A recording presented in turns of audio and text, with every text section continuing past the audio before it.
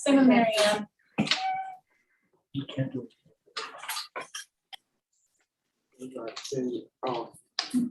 It doesn't like have enough capacity. And we're live right now? We're about to be. Same with Mary Ann. That's not, Sarah, we are visible on the main screen, right? Is that enough for That's people? fair. Yes, that's fair. It's really, I guess, more for people at home. This is like breaking news from Gail too, so she can. The camera's on. Say it again. The camera's on. Or I'm just gonna get an updated information from her about that.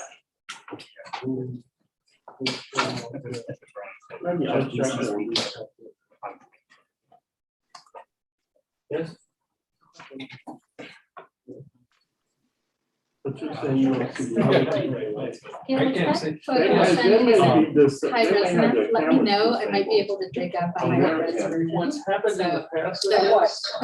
Of the Is photo that I that I kinda- sent, if it's doesn't not, have if it enough doesn't room, print well, So, okay. enough bandwidth. Oh, it was in fact, I think when I was running for office the first time around, is when the photos I took, yeah. Yeah, On there. No, she's back. but I can't see the. No, I got it. They have to disable their website out there. But I can't see them. Yeah, yours can. So, You wanna log out and log back in? Try that. Log out of Zoom And Mary Ann and then is the same. rejoin. Try to rejoin the meeting. Exit and then come back in. First, just let me know when I can start. I feel like some of this video stuff can be a work in progress because Mary Ann pointed out quite correctly that we're actually on video because of the main one. So okay, I'm less concerned. gotcha. So you're turning the comments off. Yeah, but I think I'm gonna do that back in the office Okay. so that they can get going. updating something.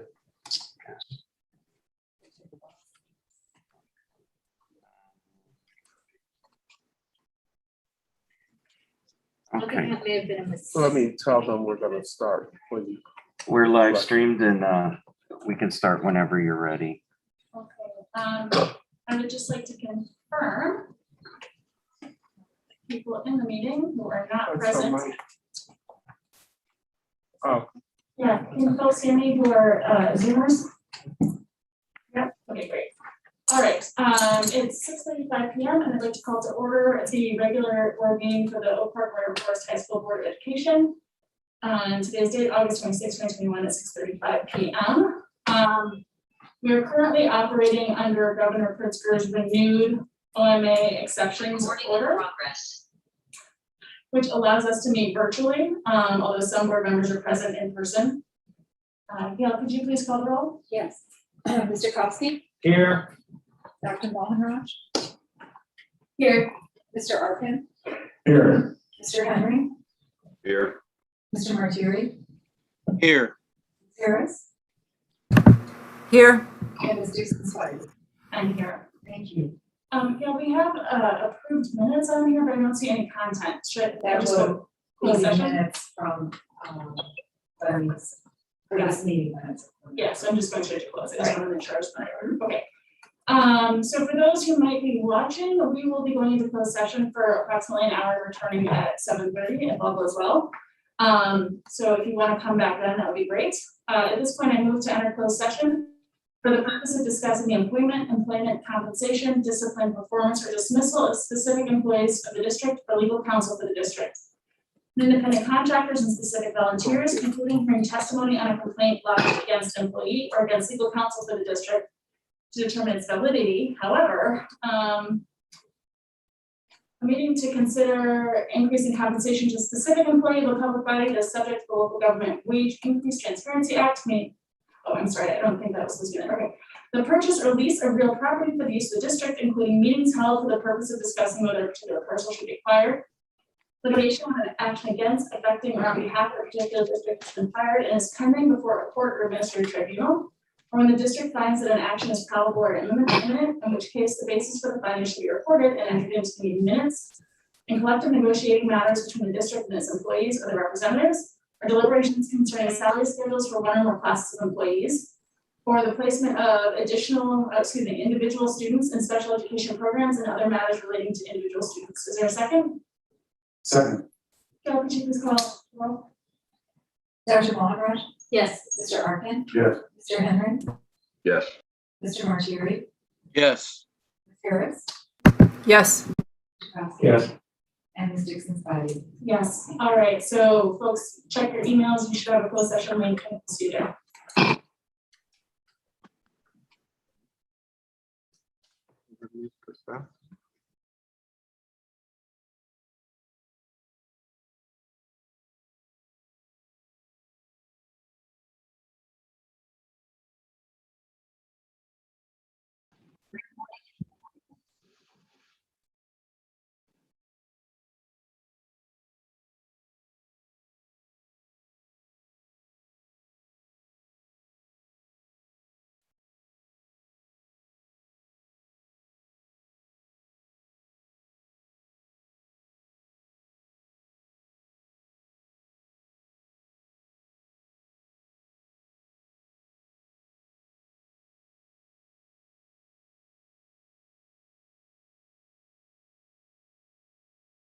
In progress.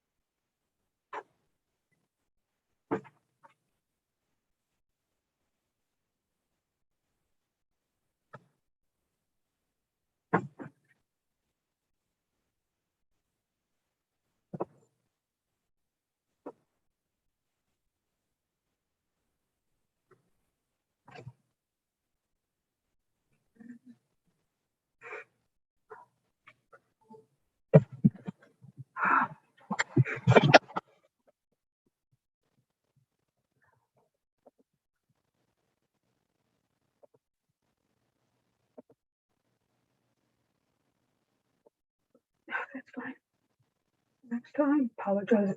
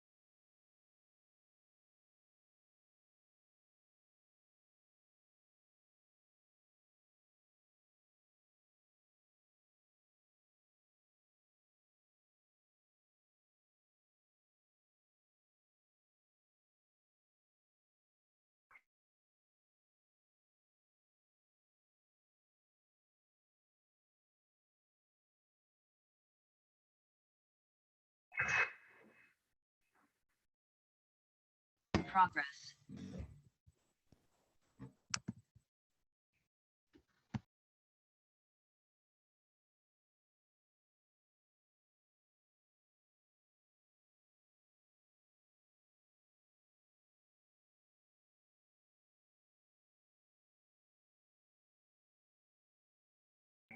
I'm not an expert on this. I just know they're there.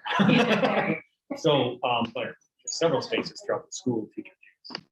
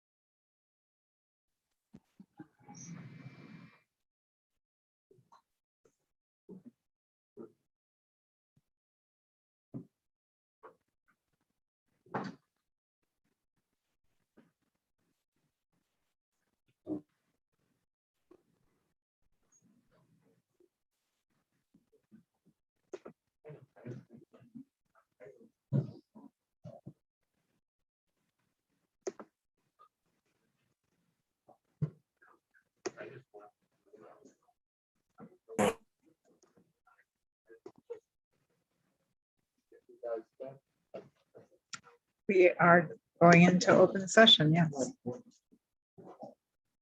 And as heads up, we're going back into closed session after our open session. ends. Yeah. Yeah, I know.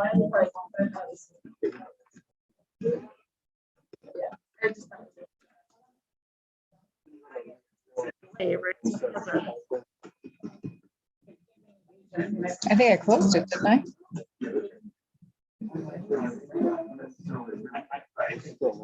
No, take it out.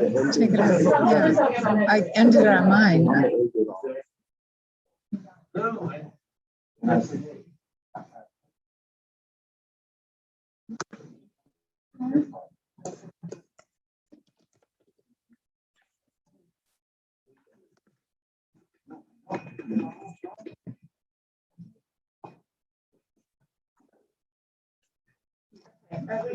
We're not lying.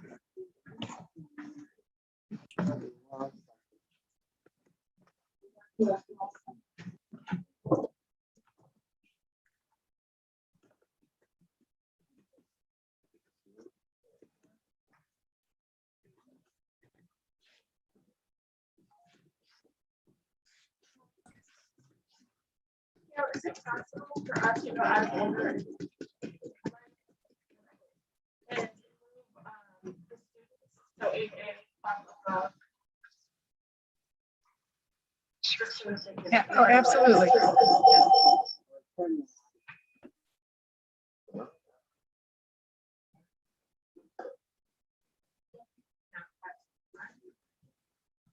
Sure, you can do that.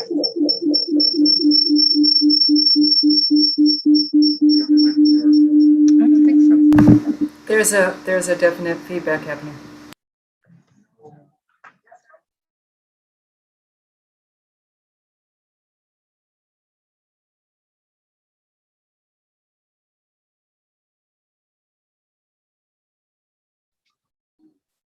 to go? Okay, can everybody hear me? Zoom in? Yes? Okay, great. Thank you so much. I see a ton of students. I'm super excited about that. So I'm actually going to make a decision to go a little bit out of order. So we're gonna go into the introductory reports now. Then I'd like to move item 8A, which is the external liaison report for IGA, up above public comment, because that's what I believe the students are here for this evening. I'd like them to be able to go about their nights once they're finished, if they would so wish. So Yeah, absolutely. So, in the space between our last meeting and this one of our board members, Tom Coffey, participated in an IGA meeting in which sustainability was a main topic.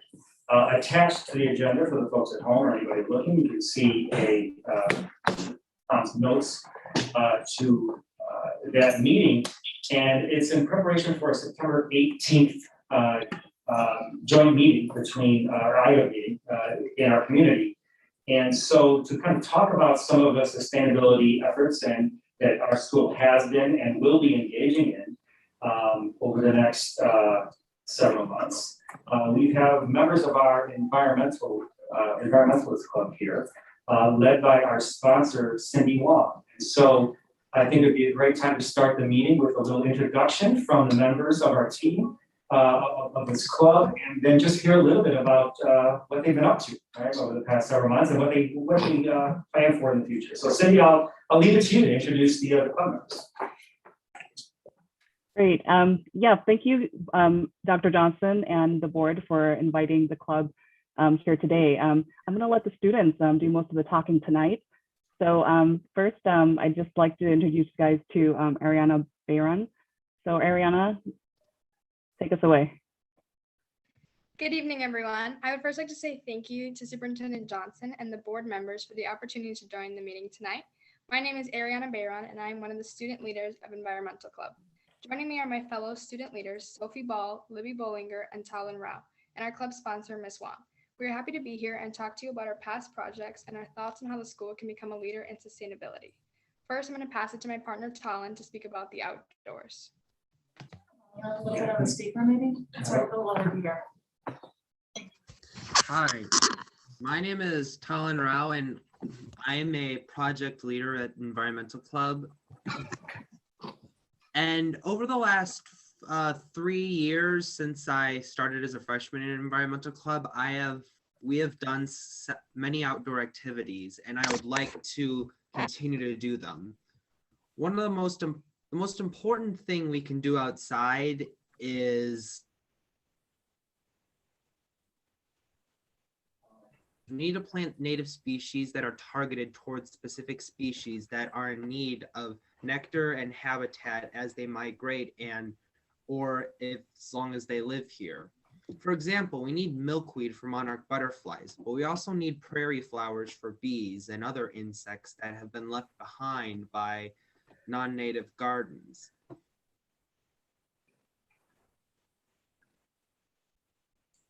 To have composting bins and recycling for when people have lunches out there, so they don't throw compost or recycling away in the garbage.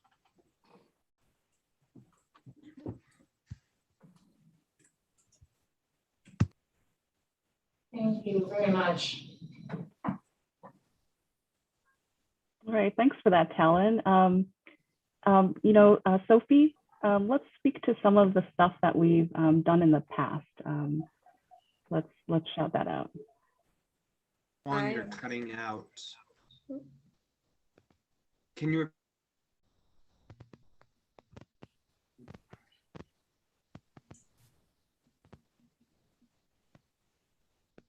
Let's see, Sophie, can you hear us at home? Yeah. Great. If you could go ahead, I think Swan was talking about things you've done in the past action. Okay, I'm Sophie. I'm the vice president of Environmental Club, and I'm kind of going to go from a few years in the past and work forward. So a few years ago, we raised money through club fundraisers to buy K-Cup mail and recycling bins for faculty and staff office spaces.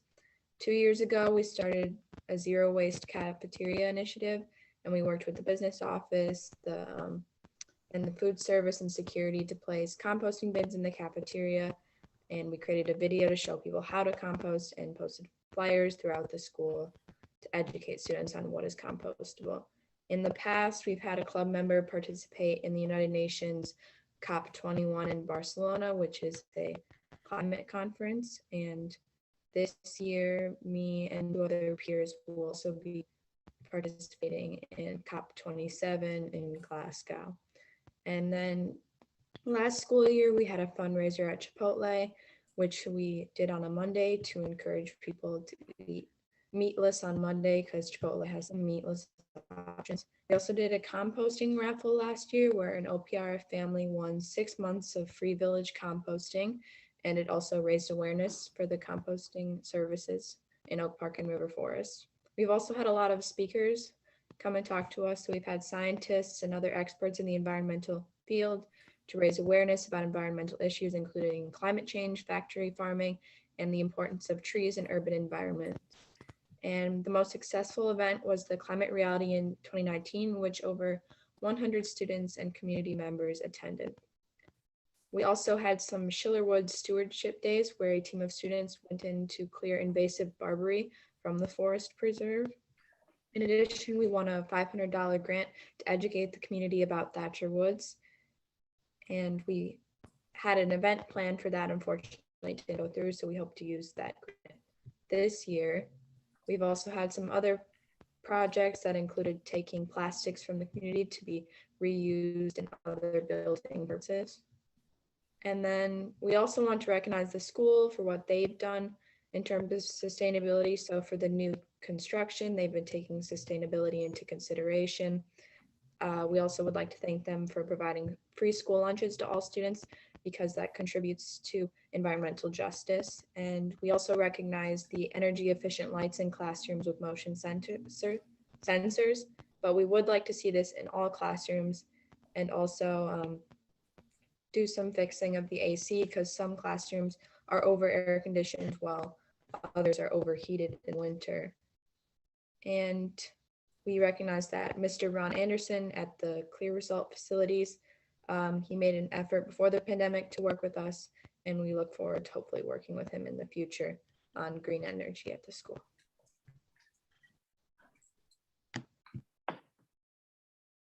All right, thank you for that, Sophie. So next, Libby, would you like to talk a little bit about your part? Absolutely. So I'm Libby Bollinger. I'm the secretary of Environmental Club this year, and I'm going to talk a little bit about the composting initiative that Sophie briefly mentioned. So basically what we want to do this year is we want to kind of revitalize the program. Primarily, we want to expand the program to the entire school. Like, I know that I sit on the balcony for lunch and there are no composting bins up there. Really, I've only seen composting bins in the cafeterias, but since a lot of that's shut down because of the construction right now, a lot of people are eating other places and there just aren't bins there. So we want to make bins more easily accessible for everyone. And we also want to update our signage for the bins. Like, we want to put more flyers around the school and hopefully make them a little bit more flashy so that we can grab more attention and get more people involved. And we're also planning on putting up more signage about what can and can't be composted in the bins, like information about common like cafeteria materials that can be composted and things that can't be. Great, wonderful, Sophie. Next, I think Ariana has some ideas about classrooms and other facilities type projects. Yes, hi, my name is Ariana Bayron, and this year I'm the social media manager for Environmental Club. And then a big area of concern this year is cafeterias and making sure we can keep the cafeteria as green as possible. So one thing we want to focus on is the amount of plastic being used in cafeteria. For example, plastic forks are given out with like every meal that you grab from the cafeteria, and we think that can be limited. For example, if you're going to get a piece of pizza or burger, I think you can limit the amount of plastic you're getting. Also, the yogurts and like parfaits that they sell at the school, they come in plastic cups, and we want to find a way to use more paper rather than plastic. That way we can limit the plastic that we're using in the cafeteria. So an idea we had was getting biodegradable utensils. That way we can still be able to give students utensils, but find a more green way to be able to use our utensils rather than just giving out plastic for every meal. And then making more compost, as we said, in the cafeteria, also for like the cafeteria workers. So at the end of lunch, when all the food is being done for lunch, we have somewhere to put the food that is not just throwing it away, as well as maybe donating it to a food pantry or giving it to other organizations that may need it. And also the education facilities, such as like classrooms, we had some ideas about leaving the windows open instead of using the lights. That way we can like save some energy, and also like it's good for airflow during Corona, and it would help with like Corona, and it stays green.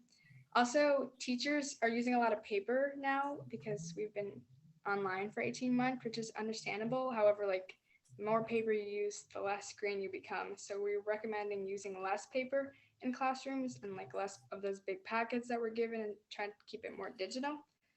And then we had some concerns about the aging pools and the water leakage that we've noticed at the pool, because the more water that you're leaking, the more you have to fill up the pool, and we're like wasting water. So we're wondering if there's a way to like address the leakage and address a way to use less water in the pool areas. All right, thank you for that. Really proud of you guys for putting together a list of activities and ideas on kind of short notice. So I definitely appreciate you guys for doing that. Dr. Johnson and board, if you guys have any questions for the students or for me, we'd be happy to have a discussion now. Well, so first I wanted to say thank you to all of you for coming and for being patient, because I think there's a little bit of confusion about what time we started. So thank you for coming back. And thank you for taking the time this evening, right? I would love for us to have at least the beginnings of a conversation around how we can be more responsive as a board in terms of supporting, I think, some of the efforts that you all are already engaged in. And so I'm hopeful that maybe tonight is just the very beginning of a greater conversation about how we can support those efforts. Tom, I don't know if you want to give a little context for the iGov piece of it. Yeah, I'd like to.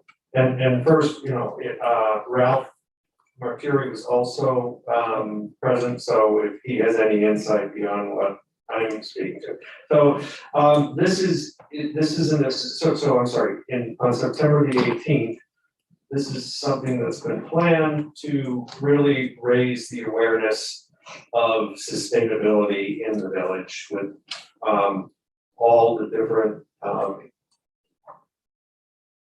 boards attended, different governing bodies present. The ask that I have is we, as one of those, have been asked to be a participant in that there will be a panel discussion with each of the governing bodies, so we would be one, to really be there to talk for 5 minutes on what essentially what our students just referenced, but also covering the building. So we just need to sort out how to do that. Frankly, I would love, it doesn't have to be a single person. So my idea would be a kind of a 2-person, meaning a student and an administrator, or student and board member, but 2, so that we can have the students at the table and present, in synopsis, just their energy and ideas, as well as what's going on in the building as a whole. So we just need to craft that, but it has to be a, tight 5-minute quick thing. This is going to be, broadcast. Unfortunately, this is going to be a Zoom event. It was initially planned to be in person, so it's going to be a Zoom event. Well, I say unfortunately, that might, access people who couldn't have made it. So that is the form. So the ask is that we have that and have some representation, and then as I outlined in the memo, it's really a 2-part session. There's that, each panel is gonna be presenting, and then there's gonna be what they call breakout room concept of covering the things listed in the memo, and I'm not gonna read what's there, but I think the energy and we are the one body that I think can bring students. I think are 97, they might be a little young, but I think it would be wonderful. Great.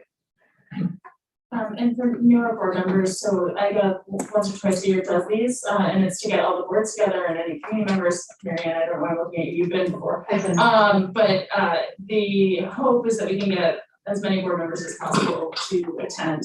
Usually it's Saturdays. I don't know. It's the 18th is Saturday. It's a Saturday. Yeah. So, and we would love to get some student participation.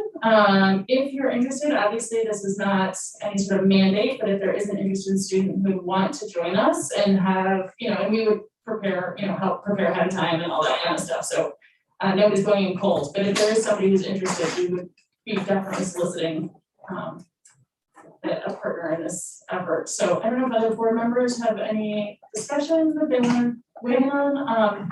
Tom also puts as a sort of the bottom of his memo, which is what is in the board agenda, policy, right? So I think that that's another conversation that we have, not tonight. I think it's a longer conversation, but around what policies the board is enacting that support our sustainability efforts. Yes, Marianne. So I think this is sort of maybe a question or a suggestion for the club. You gave us a very long and thorough list of possibilities, right? Things that we could work on. And I think what would be helpful to me would be if you could take that big long list and perhaps meet with administration to find out which things are easy lifts, which things are going to take some effort and time, which things are very difficult. Because I haven't done the research to know that for the high school, and being able to sort it into those categories, I think would be really helpful in deciding what can we do quickly, what will we do a little ways down the line, perhaps. And I'll note that, like two things that weren't on your list that I'll just mention is that I was on the board of the library before this, and the two main environmental things there are that when they built the main library building, they built it with the roof strong enough to support another story should they ever decide to expand. And that's not in the plans, but it meant that it was strong enough to support a green roof, which has a good amount of weight for soil and water. So that's, as we go into construction going forward, that is something that the administration and board might be thinking about. We also were able to switch, I don't know what the lighting is in here, but we were able to switch our lighting to LED, which ended up being a significant long-term cost savings, in addition to being more environmentally friendly, much more environmentally friendly. So looking around at what the park district, the library, et cetera, the other local bodies are doing might be helpful in refining your plans. Yeah, thank you very much for that refining remark. This is definitely something that the club is going to look at going forward. So that kind of leads me to like my next thing that I'd like to just talk about here. So pre-pandemic, I had spoken to the administration before about having OPRF apply for something called Illinois Green Schools Project. And basically, it's a bunch of these sustainability initiatives that dovetail nicely actually with Mr. Anderson's strategic energy management. So if the OPRF is willing to entrust Environmental Club to kind of go ahead with joining this Illinois Green Schools cohort, the idea is basically to pick 2 or 3 kind of like big projects, which we will have to kind of go through the list and pick out like the ones that will be purposeful and impactful. And if we are able to kind of go through this year-long project with Illinois Green Schools, it could lead to a certification with the U.S. Department of Education with OPRF ending up being classified as a green ribbon school. So we definitely have that in our minds that yes, this is a big long list, and we want our projects definitely to be impactful. So yeah, we're on board with kind of paring down to kind of big projects. That sounds great. And I will leave it to Dr. Johnson to have a conversation with you further about what the project would entail, the Green Record School project, but it sounds great. Any other comments or questions from anyone, from any of our students? I wanted to thank the students. It's always so great to have you here, and I would love to hear when you come back, because I'm hoping that you come back. I would love to hear more about environmental justice as it pertains to racial equity and anything that you all are doing in that area. I would imagine there's quite a bit based on what you've already shared with us, but I would love to hear more. So thank you all so much for what you're doing. All right, thank you, everyone. Thank you so much to our students and to Ms. Wong. We really appreciate your efforts in this area and for joining us this evening. All right, thank you very much. Yeah, I'd just like to thank Dr. Johnson for giving the students a voice in this discussion, and I hope that we can have more collaboration beyond this iGov meeting as well. So thank you. Look forward to it very much. Thank you. Okay, yep, thank you. Good night. Okay. All right, that was lovely. Okay, so our introductory reports. Dr. Johnson, you want to? Yeah, so first up is our student council liaison report at the beginning of the new school year. It's always exciting to meet our new student council liaison, and with us this evening to give us an update on how things are going to start the school year off is Hallie Rigdon. And I think I see her there in the Zoom, yes. Welcome, Hallie. So feel free, the floor is yours. Hello, everyone. I'm Hallie Rigdon. I'm the new student council board rep. You guys have heard of Maeve McAndrews. She's one of my good friends, so some pretty big shoes to fill, but I'm excited to be here and to work with everyone. So student council actually just had their first meeting yesterday, and students seem pretty excited to be back in school and be able to participate in extracurriculars. We had almost 70 students show up to our meeting last night, so that was really great to see. Kind of just got into discussing issues that students brought up right away. So one of our biggest topics that students brought up was concerning lunch. And we all know that that lunch has been, it's a spacing issue, of course.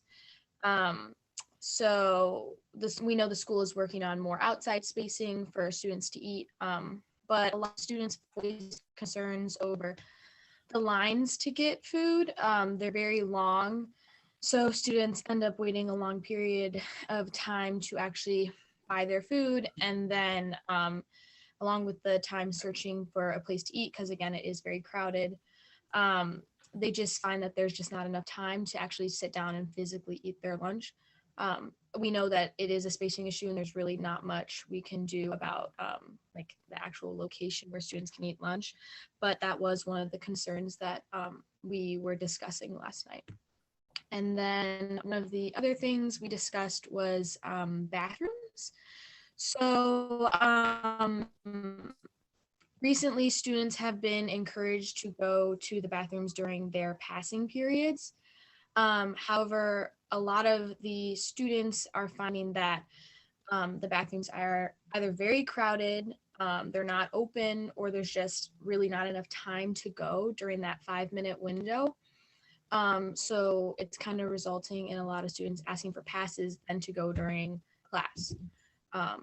So that was one of the other issues students brought up. But other than that, currently student council is working on our biggest event of the year, which is homecoming. So we are very excited for that. So right now, homecoming is going to be the week of the 20th through the 24th, sorry, with the dance being on that Saturday, the 25th. As we've only had our first meeting yesterday, we do not know many details, but we are looking into an outdoor-indoor space, kind of an option for that. And then in the upcoming meetings, we're going to be selecting our Spirit Day ideas like our themes, and then finalizing more details about the dance, decorations, the final layout, things like that. But overall, we're very excited to be able to meet in person and plan homecoming, because that's such a huge thing for students at OPRF. And yeah, we're just very excited to be back. We are thrilled to have you, Holly. Welcome to board meetings. I don't know if any of our board members have any questions for Holly, but that was terrific, and we're thrilled to have you guys back in the building. I can't even tell you how happy we are that you're back. So, And thank you so much, Holly. So much. Next up, our FOIA. Yes. There were 5 FOIA requests and they were all resolved. Okay, thank you. And our superintendent announcements is our last introductory report. I want to share some fairly exciting news about our staff development day that is coming up next Friday, September 3rd. OPRF will be hosting a session with Dr. Robert Marzano.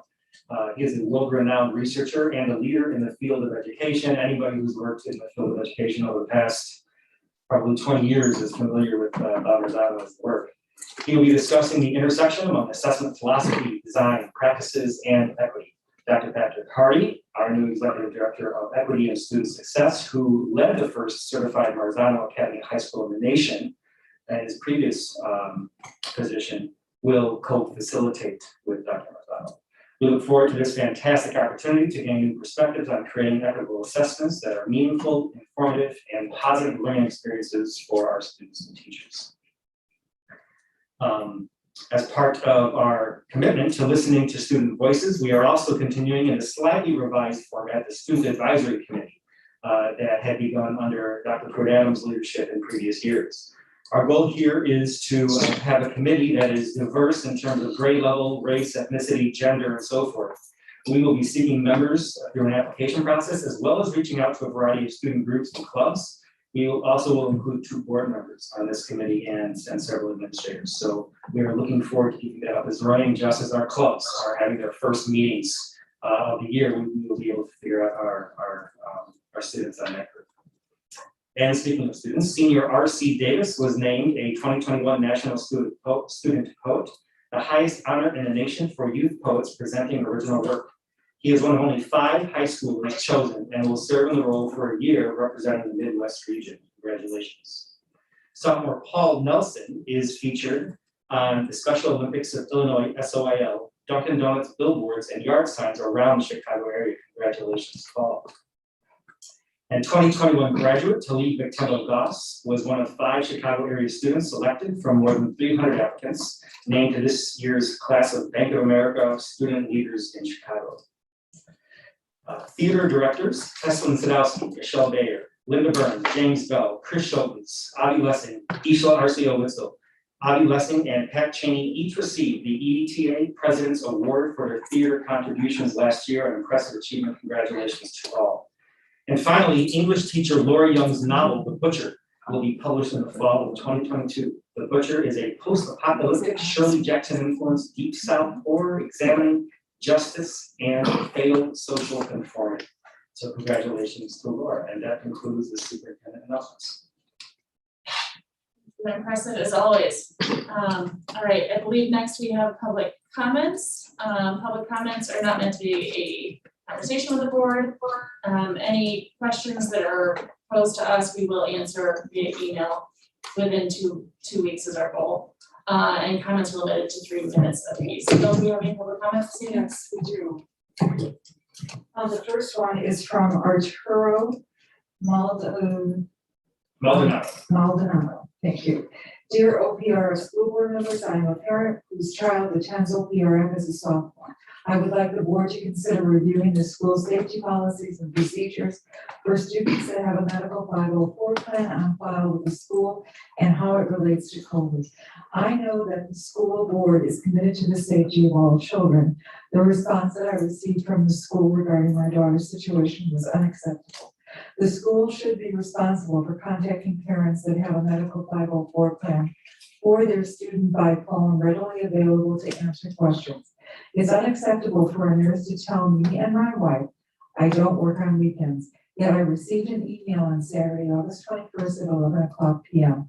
stating my daughter was potentially exposed to a student who tested positive for COVID-19. Sadly, after 2 days, still no response from the nurses. We are still awaiting for the administration, Ms. Linda Parker, to either reschedule the meeting she canceled or respond to the emails we have sent her. No follow-up on her end has occurred as of 6:30 on Wednesday, August 25th. It's also unacceptable for teachers not to follow protocol procedures as it relates to not submitting their class seating assignments into the nurse's office for appropriate contact tracing. Seating documentation needs to be mandatory when students are seated 15 minutes or more. I appreciate the time and effort the school board puts into protecting the safety of our children. I look forward to hearing from you on this matter. If you would like to discuss this further, please contact me at your earliest convenience. Thank you for your time, service, and consideration. Sincerely. The next one is from Kevin Fox. Thanks so much for the forum of allowing written remarks to be read by another person. It's so definitely a way to technically include the public while in no way doing so in spirit. In keeping with this mode, you are technically demonstrating a commitment to student safety while in not enough ways actually advocating for it. Whisper, you are all thinking, who is this idiot? Do we have to listen to this? Oh, thank goodness it's virtual, I can mute. Our new superintendent's farcical August 20th note to parents is a great example. It states these things: 51% of students are vaccinated. We already knew lunchtime would provide challenges. We encourage students who are seeking a socially distanced lunch setting to use rooms 3130 or 3140. There is a weekly opt-out saliva testing, and we can expect to begin testing by mid-September. I'd like to call up some logical conclusions from these points into the meeting now. Any of you into math? Mathematicians will note 51% vaccinated equals 49% of students unvaccinated. They will also note this represents over 1,500 students who are unvaccinated against COVID-19. The encouragement of students who are seeking a socially distanced lunch to do X implies there's something unusual, as though only a minority of the students would even need it, and just a tiny percentage are so particular that they might want it. With over 1,500 students unvaccinated, the wording as though it might be a special preference of some super picky kids out there equals an insult to parents' intelligence and betrayal of the truth here. You cannot keep our students safe during lunch, a logistical statement you should all parse. If you leave the organization of social distancing to the whims of the teenagers, then you endanger all of them. This is the forest fire, and the letters language addresses the situation like a lactose intolerance. Over 1,500 unvaccinated, and of course, we're going to wait until mid-September to ask for volunteers on weekly testing. Any Venn diagram fans on this Venn tonight can guess how much crossover there's going to be between the circle of 1,500 plus that unvaccinated students and the circle of students who don't opt in for weekly testing. Let's all write down a percentage number for our guests. Now let's all write down what we'll tell ourselves as we're washing our hands and pretending this isn't an emergency. It's not even like you can hold just your breath for a moment. Come mid-September, you still have the problem of a massive number of unvaccinated students, and you'll have no way to keep untested asymptomatic carriers out of school. Yeah, we're at 10 minutes. How much more is there? Are you nearly almost? Couple of sentences. Finish this. Any cooks in the meeting tonight, your mitigation strategies, even the number of unvaxxed, and the timing of unenforced testing amounts to a colander, a strainer. And that is what I mean when I say you are not acting in the spirit of advocating for student safety. The waters and the virus is a metaphor, and it's going to pour right on through. Thanks for listening this far. I hope checking your text messages is going well. And applause for the reader, please. The next one is from Erica Fox. Hi, it's the second half of your favorite letter being sent by the other adult in the house. I wrote Greg, baffled at the juxtaposition of horrible news next to the latest fence of mitigation strategies. Greg quickly pointed the finger at the IDPH and the state board. I wrote you, the board, to complain about Greg's finger pointing and to ask for leadership instead of blaming. And Sarah, the president, spectacularly led with finger pointing. I don't know for sure that it was a cut and paste response. Well, if not, I appreciate the layers of irony at work as she really specifically pointed all of her fingers at all of the reasons. Yes, thank you, Sarah, for explaining that funding is tied up to following us. That funding is tied to following a set of rules you did not make up. Got it. You ran for the job. It truly is unfair. None of you have imagined being on a board would be like this. Right now, I can't imagine anything other than voting all of you out. But what if we surprised each other? What if you started leading by advocating for us beyond a note amounting to get those shots up in for test next month? What if I ended up buying you drinks and campaigning for your next election? Since you've walled yourselves in so that I can't speak with my voice to you directly, I'm writing to you tonight, my words being delivered brilliantly and caustically by my proxy there, and I'm begging you. This has been a snotty no because I think you are totally blowing it and trying to act like you're not, but I am humble and begging you. I have someone in my house who is not old enough to get vaccinated. My high school student is vaccinated, and she cannot protect herself from transmission in your school with half unvaccinated students and no required testing and nowhere near enough for her to eat lunch safely on campus if it's raining or cold or too hot. I am not alone in this circumstance. Following Greg's instruction, my vax child could go to room 3130, which is like the size of the porta place, right? To get social distancing for lunch, and the people right next to her on both sides could both be unvaccinated students whose parents didn't opt them in for testing. Do you acknowledge A, this is a very possible outcome, and B, you'll have no idea if it's happening or not? Are there any chess players on the board? Did anyone game this out? Do you think, let's give instructions to teams and they'll all follow them and then not worry about what was going to happen if they didn't? Do any of you have children at OPRF right now? Do any of you have people in your family who can't get vaccinated? Do you understand that those humans will be victims of asymptomatic cases coming home from OPRF? You're actually handled this better than last year. You actually handled it better last year, and now with COVID variant that is causing symptomatic breakthrough infections and higher rates of asymptomatic transmission. Now you are dropping the ball and saying, oh, well, they told us no. How much is left? Because we're at over 2 minutes. There's another paragraph. Go ahead.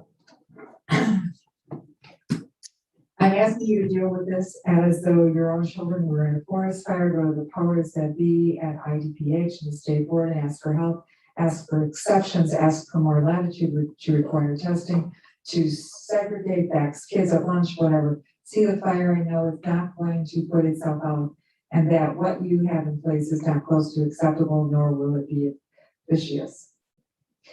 Do more, please. Thanks for your time, and reader, this was more than you bargained for tonight.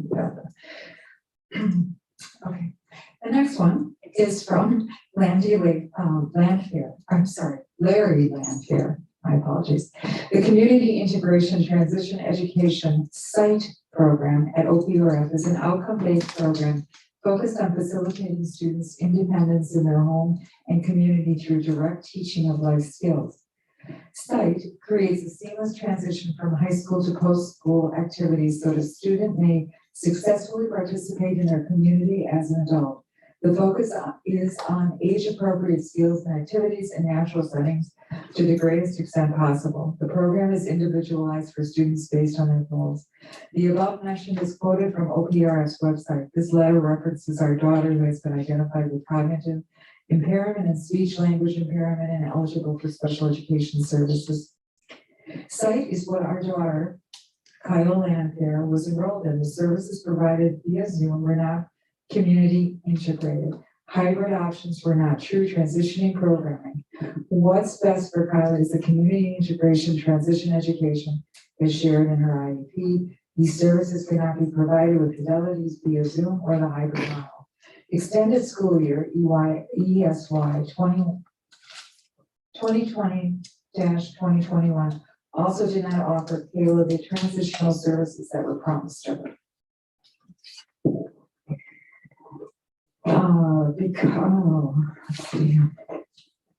Because of OPRS decision to only provide ESY remotely due to construction, no option for in-person instruction.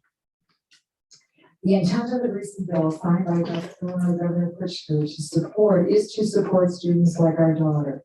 During the 2021 school year, which ended for his daughter in July 2021, our daughter's services were severely compromised. For example, her IEP states one-on-one teaching assistant support throughout her day. She did not receive that. Her IEP states that she has to receive so many hours in special education, but this was not received during the 2021 school year, as well as school year 2019 through 2020. How do we advocate for our special needs child and fix this? This is what Governor Pritzker's bill and its intent is about.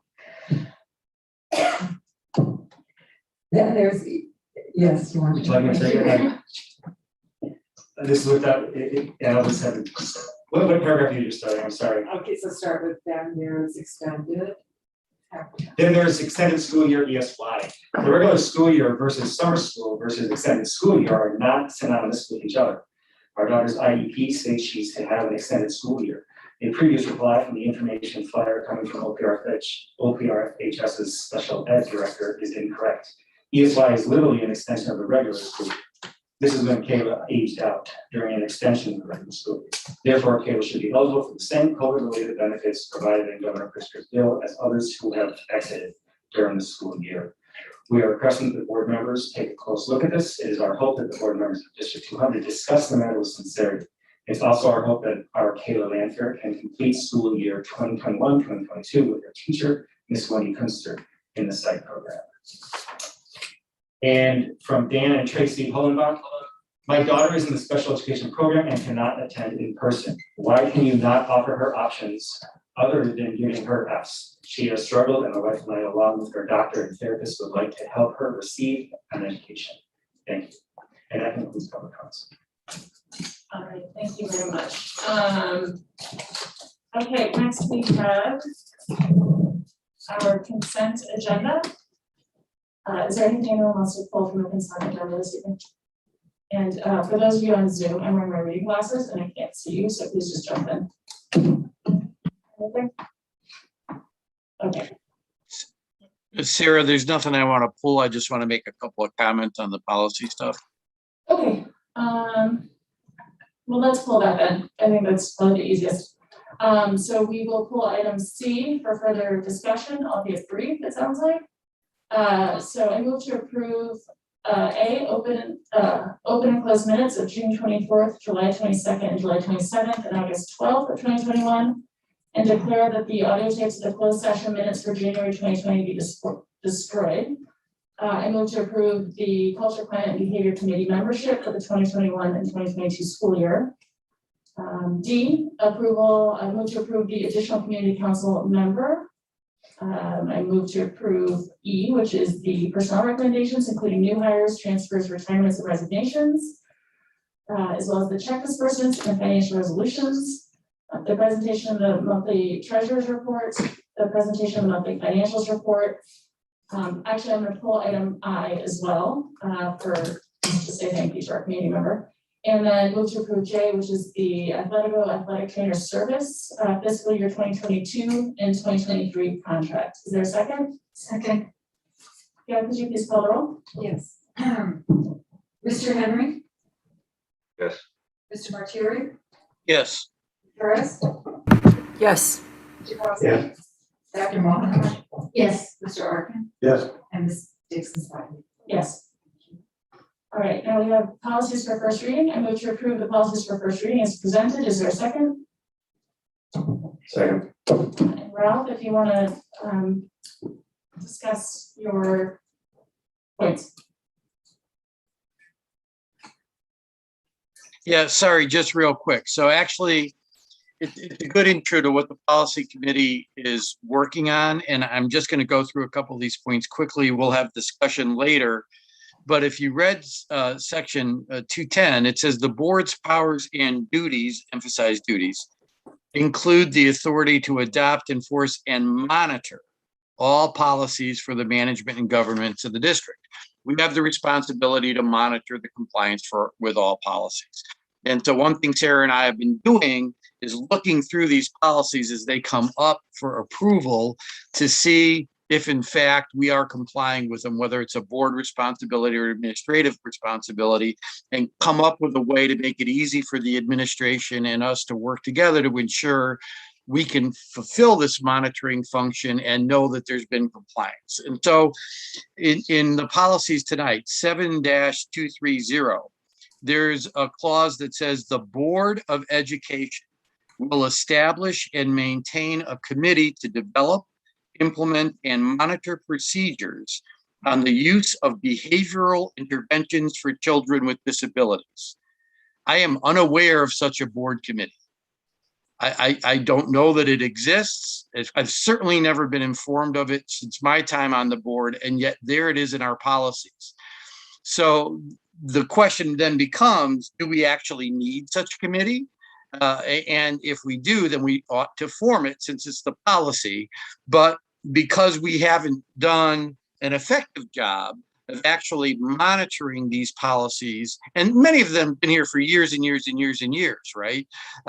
We don't even know which policies we are and are not in compliance with. I'll just pull out one more from what we were considering this evening, and that was section 6170 on Title I programs. And that's broken out into 3 parts. So part 1 says general expectations, and it basically spells out that the Oak Park River Forest High School shall comply with the following statutory requirements. And it lists 6 different statutory requirements at the federal level we're supposed to comply with. I have no idea if we're complying with them. I've never gotten a report about compliance. I'm assuming we are. So our monitoring responsibility, I feel, as a board is that, for instance, the solution to this is once a year at the beginning or the end of the year, whenever it's more appropriate, to just get some sort of report from a certificate or something from the superintendent. In this case, it would be, I think, from the superintendent saying, as concerns policy 6.170 and Title I, OPR River Forest is fully compliant with. And it could just be a written report, right? And the delivery of that could be at any time of the year. The second part of Title I then says we will implement as a school a parental involvement policy component. And it lists all the aspects of this parental involvement policy component. I have no idea if that's currently still in place. What I do know is that in section or part 3 of this, it says that such a parental involvement policy was developed based on a meeting held with parents on March 25th, 2011. And they passed some policy that would be in effect for the period of the 2011-2012 school year. That's a long time ago. And there's no update on the date. And in fact, there's even a clause in there that says the policy was adopted by the Oak Park River Forest High School on TBD, to be determined. So this is not shocking to see this in policies.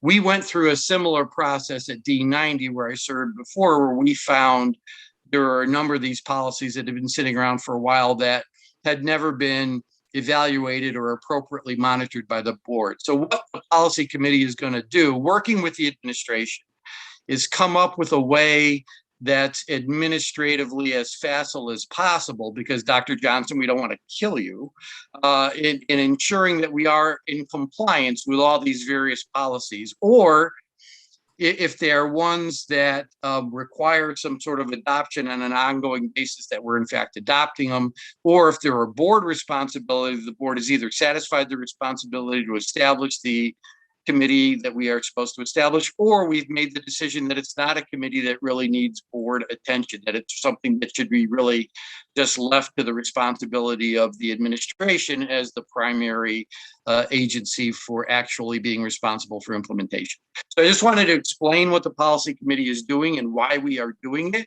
And I thought that these policies tonight gave a good example of why this kind of cleanup is an important thing for us to do. And that's it. And we'll have a broader discussion after, Sarah and I and Dr. Johnson are able to sit down, sort of vet out these policies and see which ones really need some sort of reporting from the administration versus which ones are board responsibilities that have or have not been complied with. And then we'll come back to the board and find a way to get this cleaned up. Thanks. Ralph, I just want to clarify. So tonight it's obviously these are for first reading. There will be a second reading at our next month's meeting. Are you advocating to pull any of the ones that are up for first reading tonight from the motion to approve? Yeah, I don't know how we can approve the one that, like, for example, the one that requires a parental involvement policy to be passed and in place, that refers to a policy that was passed a decade ago for a 1-year period. That seems to me to not be okay. Is that 7 to 30 that you're talking about right now? That would be part of 6170 on Title I, actually. The Part 3, the adoption of the parental involvement policy.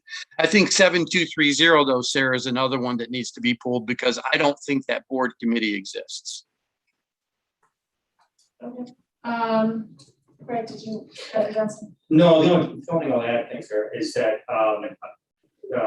in conjunction with what Ralph has shared, we discussed this in our policy committee, and we have begun to kind of in concert with what he's saying. Like I said, map out those policies, assign it to different groups of our admin team. They're taking it to their teams, and next time we're together as a policy group, our plan will be to kind of share out the progress of how we're organizing and kind of marshaling out a timeline to review this in its full breadth. So it's something that periodically I think all school districts should do. It's just a matter of due course. So. Yeah, it's good housekeeping, and really we have the affirmative responsibility as a board to monitor every single policy, and it's hard to do that given the scope of these. But once we come up with a reporting metric that's actually easy for the administration to implement, I keep saying that, but it's got to be something that's easy for the administration to implement, but also thoroughly goes through our responsibility as a board to ensure that we are actually complying with our own policies or getting rid of policies that we don't feel are applicable anymore, I think is an important cleanup, and one that'll probably take us, I'm not assuming we'll get this done in the next year. It's probably more like a 2-year project, but we'll get it done. And then once it's done, and once the hard work of going through all these policies and finding the ones that need cleanup is done, I don't think the upkeep of it will be that onerous going forward. So Ralph, other than, I'm sorry, I'm being a stickler for this, but other than 7230 and 6170, were there any others that you want us to pull? No, none that had to be pulled. Okay, so I move to amend the prior motion to approve the policies as presented other than 7230 and 6170. Is there a second? Second. Any other comments on any of the policies by anyone else? Okay, thank you, Ralph. So Gail, you could call a roll? Mr. Martieri? Yep. Mr. Arkin? Yes. Mr. Henry? Yes. Ms. Harris? Yes. Yes. Dr. Maharaj? Yes. And Susan Spivey. Yes. And I'd also ask that our donation be pulled. This is part of my push to encourage the board to think of how we can best honor and thank those who donate to the district, both their time and their treasure. But I move that we approve the donation of Mr. Robert Spadoni, who is a community member who donated 19 prom dresses to the special ed department. Is there a second to approve that? Second. All in favor? Yeah, can we do a roll? Aye. Can we do voice? You do. Okay, all those in favor? Aye. Aye. All right, so thank you so much, Mr. Spinoni, that's incredibly helpful. I know our students will love it, so let's hope they get paid from. All right, for discussion this evening, we have a really, I thought, fantastic report that has been prepared by some of our administrators. Yeah, so up next is our organizational lessons learned during the COVID-19 pandemic. This is a report that speaks to what happened last school year, to use a very loose phrase to describe what you see in the report. And presenting this is in the room, Dr. Patrick Hardy, and also we have Kristen McKee and our Director of Student Learning, Dr. Laura Fiorenza. So I will turn it over to the three of you, and Ed, there is a PDF there of a presentation, if you could share that with the folks at home to get us started. I believe it's the second attachment in the Word docs. Oh, I don't have access to the board docs. Okay. Maybe I can share my screen.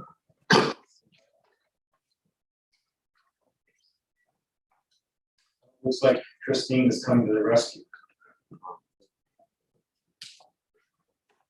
Great, there we go.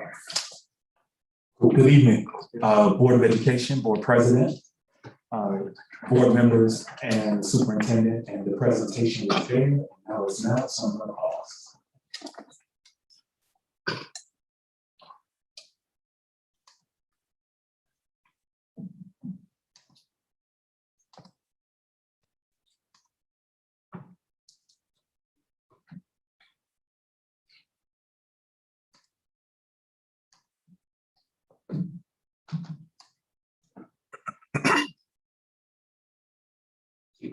Keep rolling.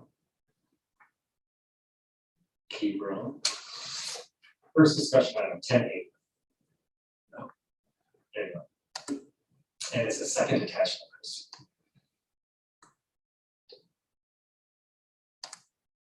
Thank you.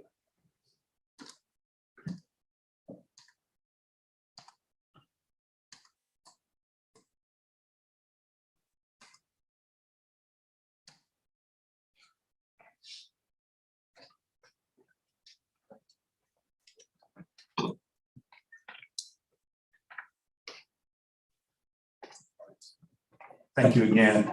My anxiety level is way down now. I feel a lot better. Thanks for the opportunity to share our findings in response to two associated topics that were previously mentioned in previous board meetings. The first was learning loss, generally speaking, and the second was much earlier in the summer, the impact of COVID-19, the COVID-19 pandemic on student learning using disaggregated data. Would you please advance the slide? Thank you.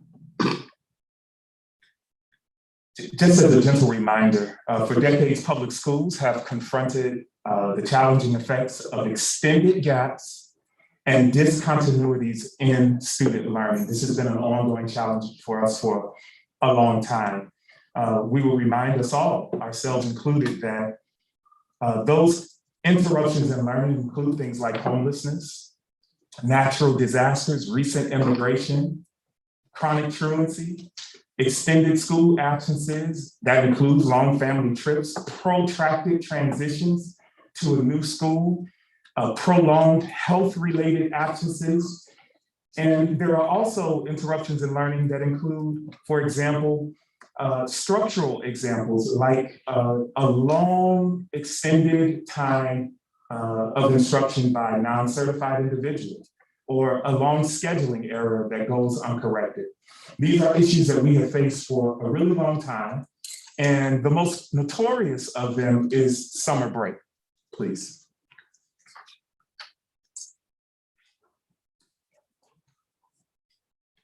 The industry has been studying summer break since 1906. It's been around for a while. The first significant examination was about 40 years ago, which actually looked at the pause in learning that studied the differences across social lines and for the first time disaggregated data by race, ethnicity, and even family income. Since that study, in very high volume, we have seen a plethora of studies continue to be produced related specifically to summer learning, but many of those other factors that I mentioned earlier. The findings continue to give us a persistent and consistent message. First, summer learning loss, or what some refer to as the loss of academic skills, is recognized as significant and pervasive. We know this. Secondly, the second message is that summer learning loss and other factors are cumulative, and they are more impactful on lower income students when compared to higher income students. We can hope that the pandemic is going to end. We can hope. But summer break, extended absences, homelessness, those things are going to impact us every single year. They're not going away. Now, that's not to minimize the impact of COVID. The fact is, the COVID-19 pandemic and added a plethora of novel new circumstances, but to an existing challenge.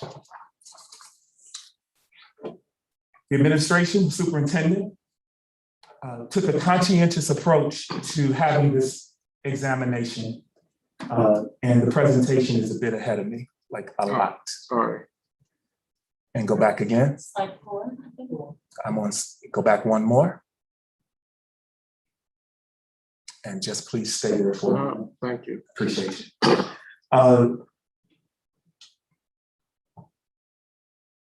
First, we think it's important to remove deficit language. Phrases like learning loss, achievement gap, limited English proficient, those are deficit terms. And in a community and a district that is committed to racial equity, we think it's important to make sure we avoid language like that. Thus, the title of the presentation. Secondly, we want to safeguard our messaging. We already know that we have historically marginalized students in our community. We don't want to further traumatize students by bringing them into school and saying they are somehow now not whole persons because they have lost someone. Thirdly, we want to be a community, an administration, a leadership team that values non-content learning. This is a classic mistake we make in education. During the pandemic, our students did learn immeasurable lessons by being in closer proximity to family and community traditions. They learned valuable lessons as they had to because of the events of the pandemic, deal with things like grief, loss, depression, changing the rhythms and patterns of their day. There was learning. It may have been non-content learning, but we do them a disservice by not valuing that learning. We want to make sure we shatter the white lens. No less than 3 months into the pandemic, they were beating the drum about learning loss, except it was different this time. There was an undertone. We've been dealing with learning loss, interruptions in learning, and so on since 1906. But this time, there was a thought that it would impact white students. And we want to be concerned about all students. Secondly, we want to be careful to not engage in language that puts us in this notion of a white supremacist view. For example, this notion of perfectionism. We spend little time reflecting and we don't identify lessons learned, hint, from that can improve practice. This rush with a sense of urgency, where we rush into decisions without learning from the past. Lastly, we want to keep the focus on the organization. It's the organization that has to learn and respond in a crisis like this. We don't want to use or take approaches that put the focus on people and leave the system out of the discussion. There were 4 lessons learned. Please advance. There were 4 lessons learned. To date, the pandemic is not over. that really keep our eyes on the organization first. We have to continue to find ways to foster community, build relationships, maintain engagement. That was a huge lesson during the pandemic. Secondly, our instructional planning and academic supports should meet the needs, and this is a shift, of individual students so that we can accelerate learning recovery.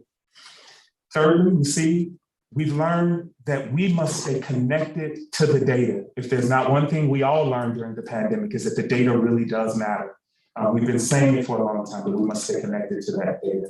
And then fourthly, our adult learning must address topics that are strategic and focused, and we must remain committed to those topics until they become institutionalized into our practices.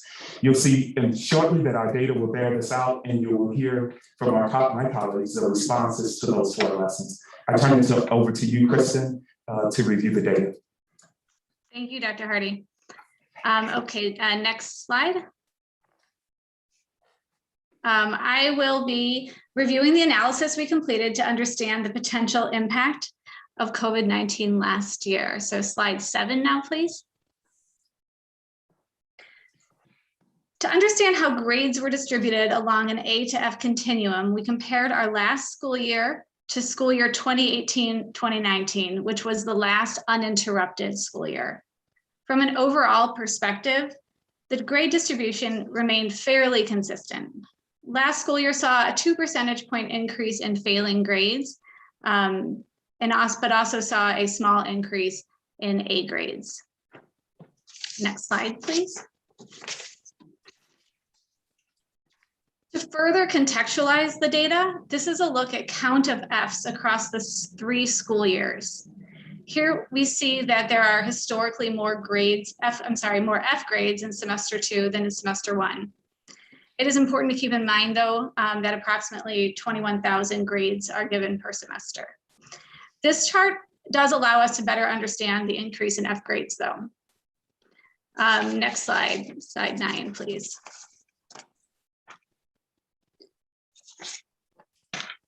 To look further at the failure rate, we again compare the 2018-2019 school year to the 2021 school year. This table provides the school's total enrollment by race and ethnicity, and how the grades of F were distributed across those subgroups for semester 2.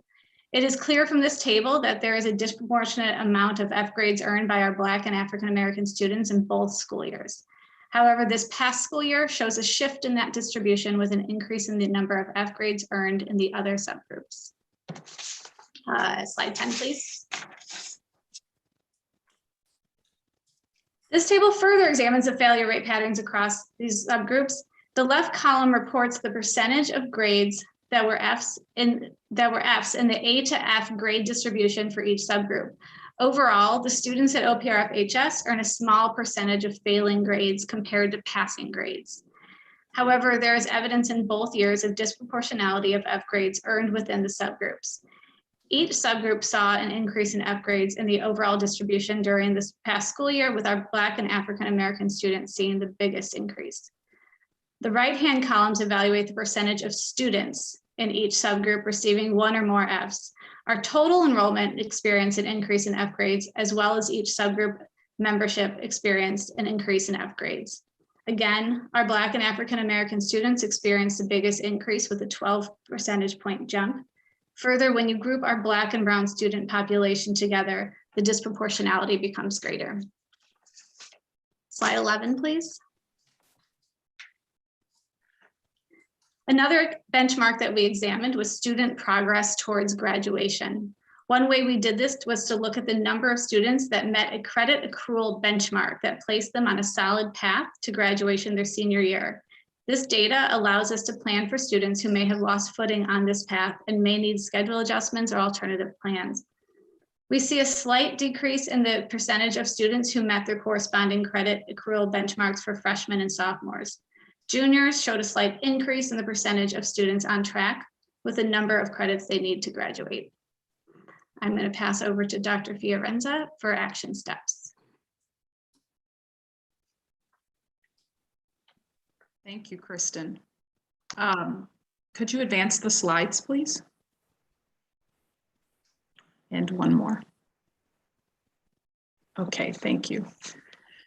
As Dr. Hardy indicated, breaks in learning, such as that experienced by students over a summer break, result in varying degrees of progress. And while we can draw from those understandings, we must recognize how the unique challenges faced during the pandemic have resulted in variances in mastery of concepts and skills, particularly for our underrepresented student population. As a result, our actions center around a systemic approach to mitigate the compounding effect of COVID-19 on learning. We have to layer research-based best practices with our existing multi-tiered systems of support and interventions to accelerate learning, which is to enable our students to learn the material in a relatively short period of time. We're going to focus on 4 areas, again, as Dr. Hardy alluded to. We're going to focus on building relationships to maintain student engagement, establish a positive and inclusive environment. We're going to focus on meeting individual student needs through various supports. We're going to use data to make informed decisions, and we're going to focus on professional learning opportunities. In a research brief entitled Effective Professional Development, Linda Darling-Hammond emphasizes that professional learning needs to be structured such that it changes and improves student learning outcomes. So our action items are going to surround those 4 key areas. In the area of community building, if you advance to the next slide, you can see that we engaged our teachers in a research-based activity from facing history and ourselves around developing community agreements. In turn, our teachers then engaged each of their classes in this same experience at the beginning of the school year to start our school year on a foundation of community building, inclusivity, and safety. We're also continuing our PEP squad, which is a proactive strategy to prevent chronic absenteeism and really connect our students to a caring adult in the building. Could you advance to the next slide, where you will see the instructional strategies and academic supports that we will focus on. So every year, teachers prioritize standards and diagnose unfinished learning. They do this in ways such as pre-testing, which is done at the start of the year, and then throughout the year as new learning occurs. Teachers engage in practices around scaffolding and differentiation. Differentiated instruction is a framework that teachers use to implement a variety of strategies, many of which are evidence-based. Through differentiation, we are able to tailor instruction to meet individual needs in 4 key ways: content, process, product, and learning environment. As educators, we're always learning and growing in our development around instructional practices like differentiation. So our professional learning is critical. Could you advance to the next slide? In the area of tutoring support, I'm not going to read them all for the sake of time, but I'd like to highlight 2 supports that I believe are focused on accelerating that learning. The first one is targeted tutoring. We plan to utilize our EWS data to identify students who could benefit from high dosage tutoring that is directly tied to classroom content, helping students be successful in their courses. And the SAT prep, in which we will utilize data points, including performance indicators and socioeconomic status, to identify students who could benefit from this prep opportunity while prioritizing our students of color. If you advance to the next slide, you will see that we are working on systematizing how we look at and use data. Specifically, we are creating data plans at the district and division level that start with high-level goals linked to the strategic plan, identified metrics by which we know the goal is measured, established success criteria to ensure that we know when we're being successful, and key performance indicators that allow us to monitor our progress along the way. We will continue to use qualitative and quantitative measures, as well as classroom assessments to drive our instruction and decision-making as well. If you advance to the next slide, you will see our focus on adult learning. There are a number of ways, as you see in the slide, that teachers can engage in adult learning and professional development. There are key differences between the 2. Adult learning is specifically self-directed by the teacher around things that the teacher would like to learn about. Professional development is directed by the building or the district around district and building initiatives. This year, we're focused on 3 specific initiatives that were identified through a process that elicited teacher input. We began with a survey that asked teachers to tell us about things that they wanted to know more about. Through that survey, we identified around 12 themes, engaged teachers in a gallery walk where they were able to identify their top 3 areas of professional development need, at which time we centered on 3 that were the most represented. That's assessment, that we have defined as the establishment of a philosophy and practices that facilitate and reward growth over time. Restorative environment, that is focused on establishing a restorative environment that facilitates a mindset of safety and inclusivity.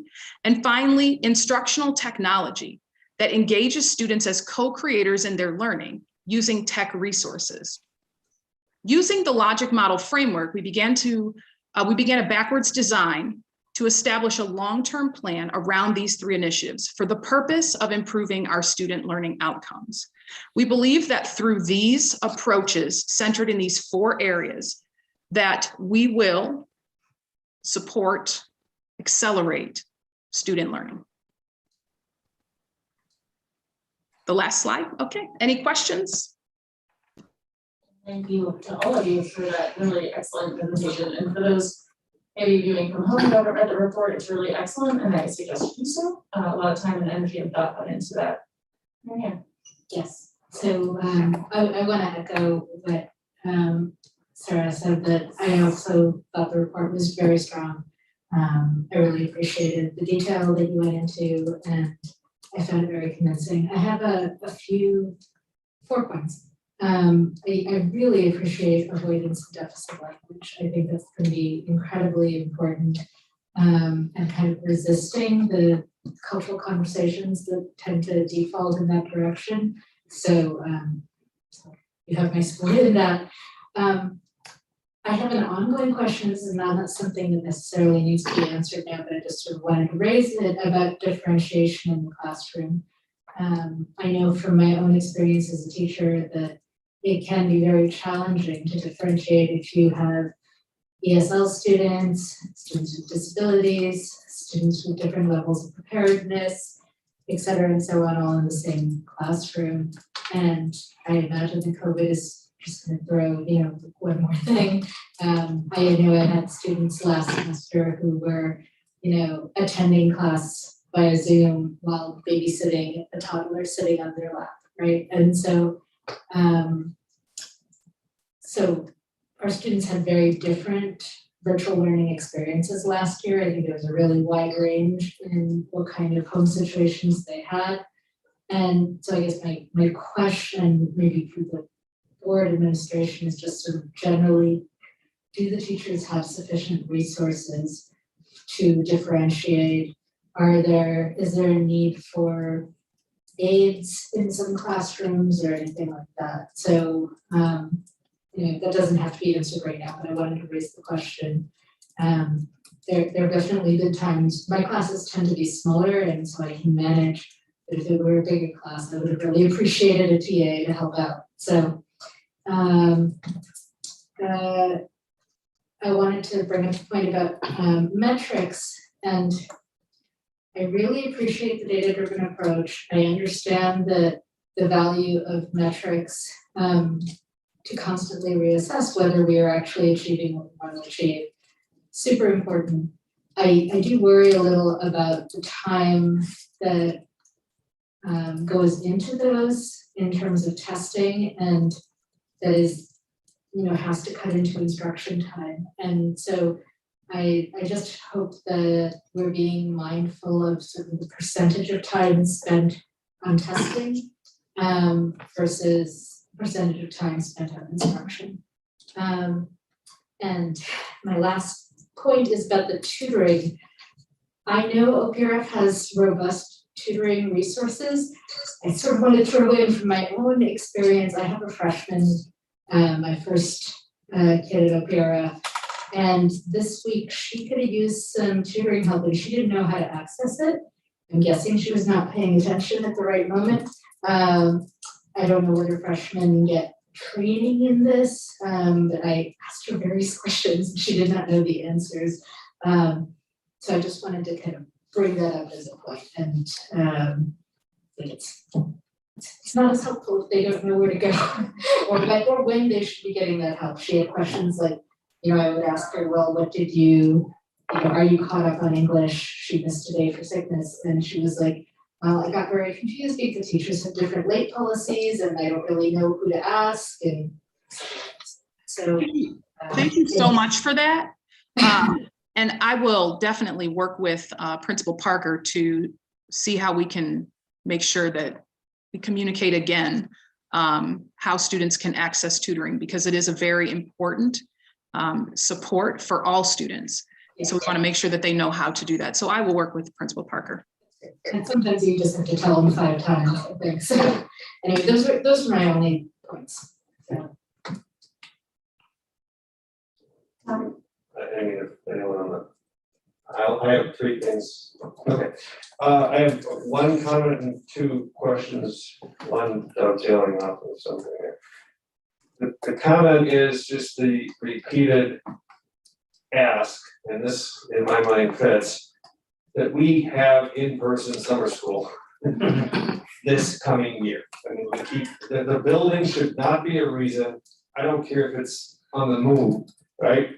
But this presentation, just in my mind, reminds of that. And as we are going through construction, it should not be at the expense of in-person instruction.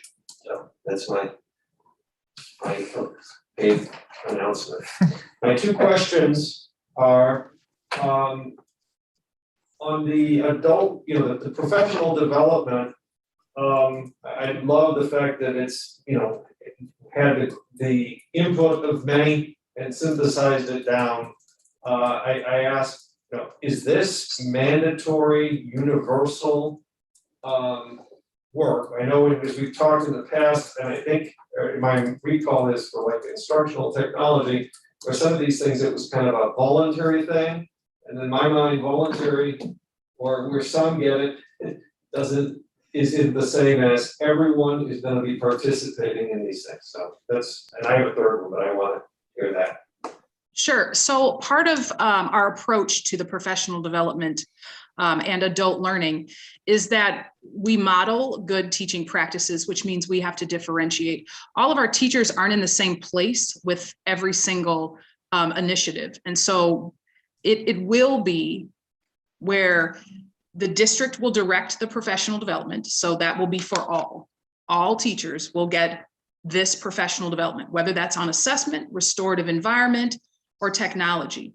And then there'll be differentiated pieces where teachers can select and choose the adult learning that they need in the place that they are in their own growth. So we are going to weave both of them together to ensure that teachers get the best of all of those opportunities.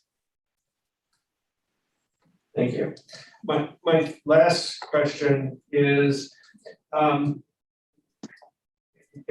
you touched on it, the issue is instruction time, and there's always the desire or the discussion of don't want to do this because we want to maximize instruction time.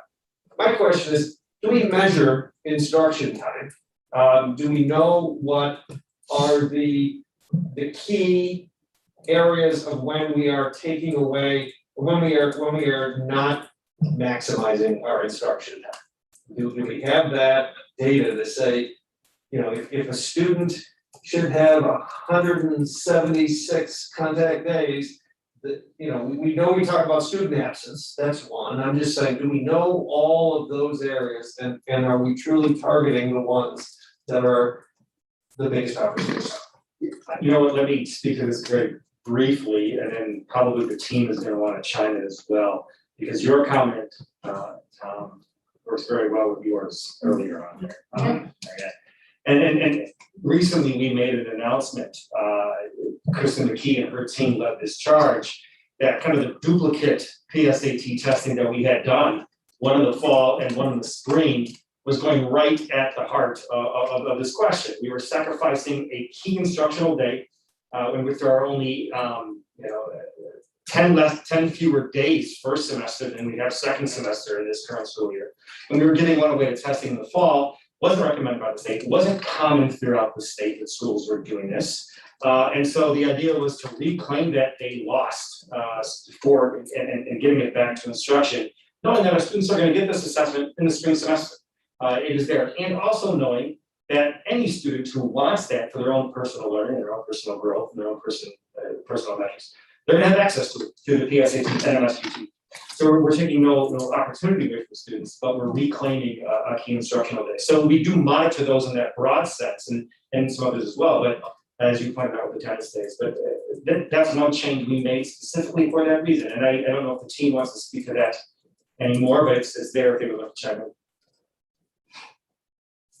Not that you have to. Yeah, not that we have to. I think just a caveat is the notion of being a data-informed organization is, I don't think we intended for that to mean high-stakes testing data only. That's right. It's important for us to say that we didn't intend for that to mean cutting into instructional time for that high-stakes testing, which you get once, and then you wait several weeks to get the results. And we want to make sure we have systems in place where the most important work happening in our building, which is in the classroom every day. If you notice, our presentation focused there, that data, because it is a result of instruction. And then lastly, the superintendent already alluded to monitoring how we interrupt instruction, but it's also not just academic. Again, the 5 essential survey, we want to know what our students and our faculty and our parents are talking about in terms of their experience in our district, and we want that data as well, so not just high stakes testing.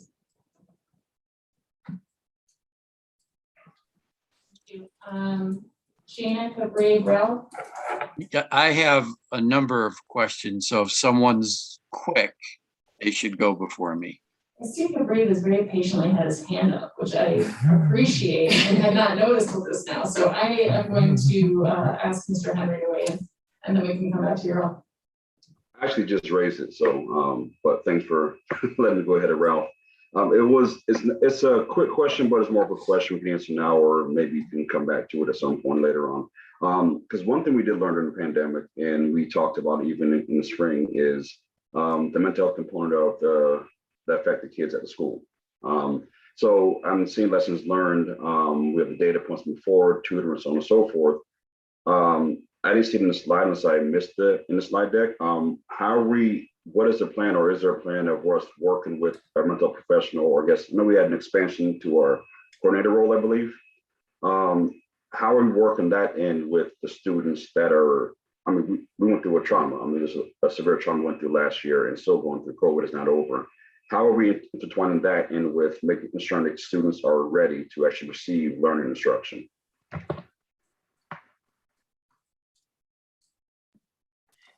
So, Mr. Henry, there's a lot happening on the student learning side, as well as a lot more happening on the student services side. I did not speak to all of the things that happened on the student services side, because that's the wheelhouse of Principal Parker and Mrs. Faith Cole. I addressed the community building because that's the way we started our school year, really acknowledging that the pandemic affected and traumatized. And in the detailed report, I allude to the various ways that students experience trauma, not just in the pandemic, but it has been compounded by a pandemic. And that we centered ourselves around the idea of community first, and making sure that the classroom is a community where students feel safe and included. But absolutely, the Student Services Department is doing a number of different things. And maybe someone else would like to speak. It looks like Ms. McKee has taken her. Go ahead. Hi, I just wanted, I'm on the, we presented last spring, I think, on the MTSS SEB, the Social Emotional Behavioral Committee, and I just wanted to reiterate that's up and running. We're meeting, our Tier 1 team is really working they're partnering with teachers, building the advisory lesson plans and rolling those out. Dr. Fiorenza alluded to the community agreements, which was sort of the first phase of that. the tier 2 and tier 3 team. And then also we are engaging with with Panorama, which is a way to collect, it's an evidence-based way to collect data through survey, as well as to monitor the interventions that we do have in place, and hopefully integrate with our other data so we can have a real complete picture. So those are things that are ongoing, but they are up and running. And then the Office of Equity and Student Success, our specialist is continuing to work with students on those social emotional issues. Also working with the adults in the building, providing that continued professional learning around how we respond to trauma, making sure we didn't just start school with math, English, science, and social studies, but making sure that we were responding to those other needs that students have. The motivational mentoring program has upped their game on recruiting students into their program to make sure we're taking care of young people and providing them opportunities. And then thirdly, the outreach coordinator, along with the motivational mentoring program, are working through a referral process so that we can team up with others in the building who want to refer students to those services and families to those services, so that we are not simply focusing on academics. We know that we all came back to this building with our issues, our struggles, and we want to make sure that we are addressing those as well. All right, thank you. Gina? Then Ralph, after Gina? I don't necessarily have a lot of questions. One of the things that I heard and that we've asked about for a while is, Dr. Fiorenza, you mentioned that there was the culture, the community agreements created in all the classrooms, and I'm curious how that actually looks, and what we've asked repeatedly about. What have we asked for? Repeatedly for like metrics on how often are these processes being done, and how are you checking the effectiveness of them. So I look forward, I know you touched on that a little bit, but I look forward to finding out more about like what that actually looks like. And then there was something else that you said. You said that the district will determine what those mandates are that need to go out. And as far as, you know, the initiatives and how those things roll out, two things about that. One, the district is some kind of monolith that nobody knows what it is, but the district administration would be you all. And if we're going to be and live restoratively, we have to humanize what we do in ways that we're not currently. And I'm curious about the input that's coming from the teachers and the education support professionals in the building, to make sure that their input is involved in how those things are developed. We will not be being restorative. We will not be a culture of inclusivity if all of our decisions are, you know, mandates and directed only without input. And then lastly, Dr. Hardy, I just want to thank you for highlighting the need and the importance of us not using deficit language.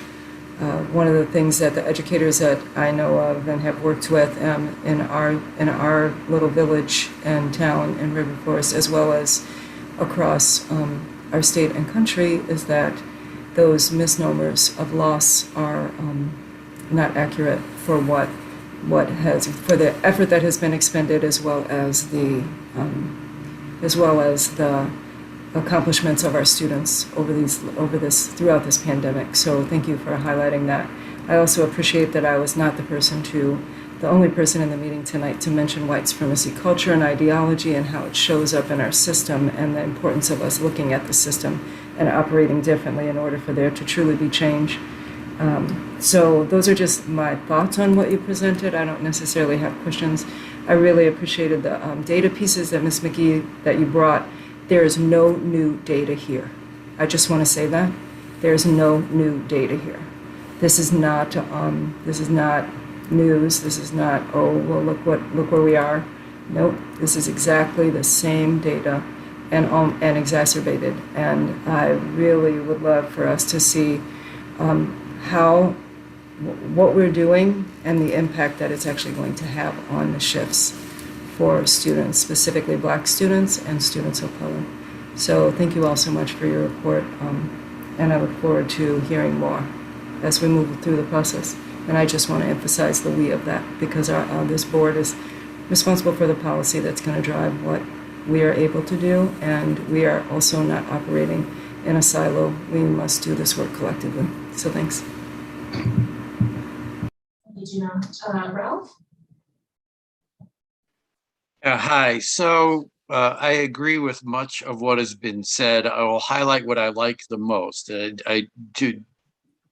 piggyback on Gina just a little bit, Gina, the focus on the systems, right? You and I have talked about this, but it's really, you've got to focus on the inherent system and what's going on in the system. And you have to take a data-based approach to that focus, and you have to implement evidence-based responses. So all of that is very positive. But what I didn't hear was what was uniquely learned about any issues created by the pandemic.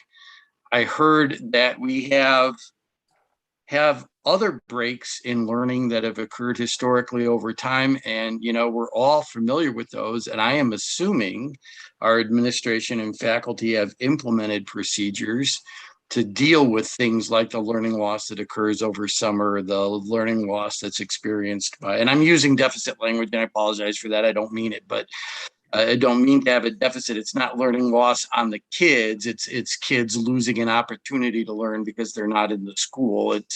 It's not their fault. So it's not a deficit mindset for me. And I do believe you shouldn't use deficit language. But those instances we all know about, and I'm assuming we have put in place procedures to deal with it. What was uniquely different about the pandemic was it also involved a change in instruction that was unplanned for, and that impacted students for a period of time when we went entirely virtual. And then in the following year, when we finally had an opportunity to provide some professional development to our faculty that was stuck with that new method of instruction without having the professional development to do it, what did we learn? What did we learn from that very different issue created by the pandemic? And I was hoping to see that or read that in this material, and I did not.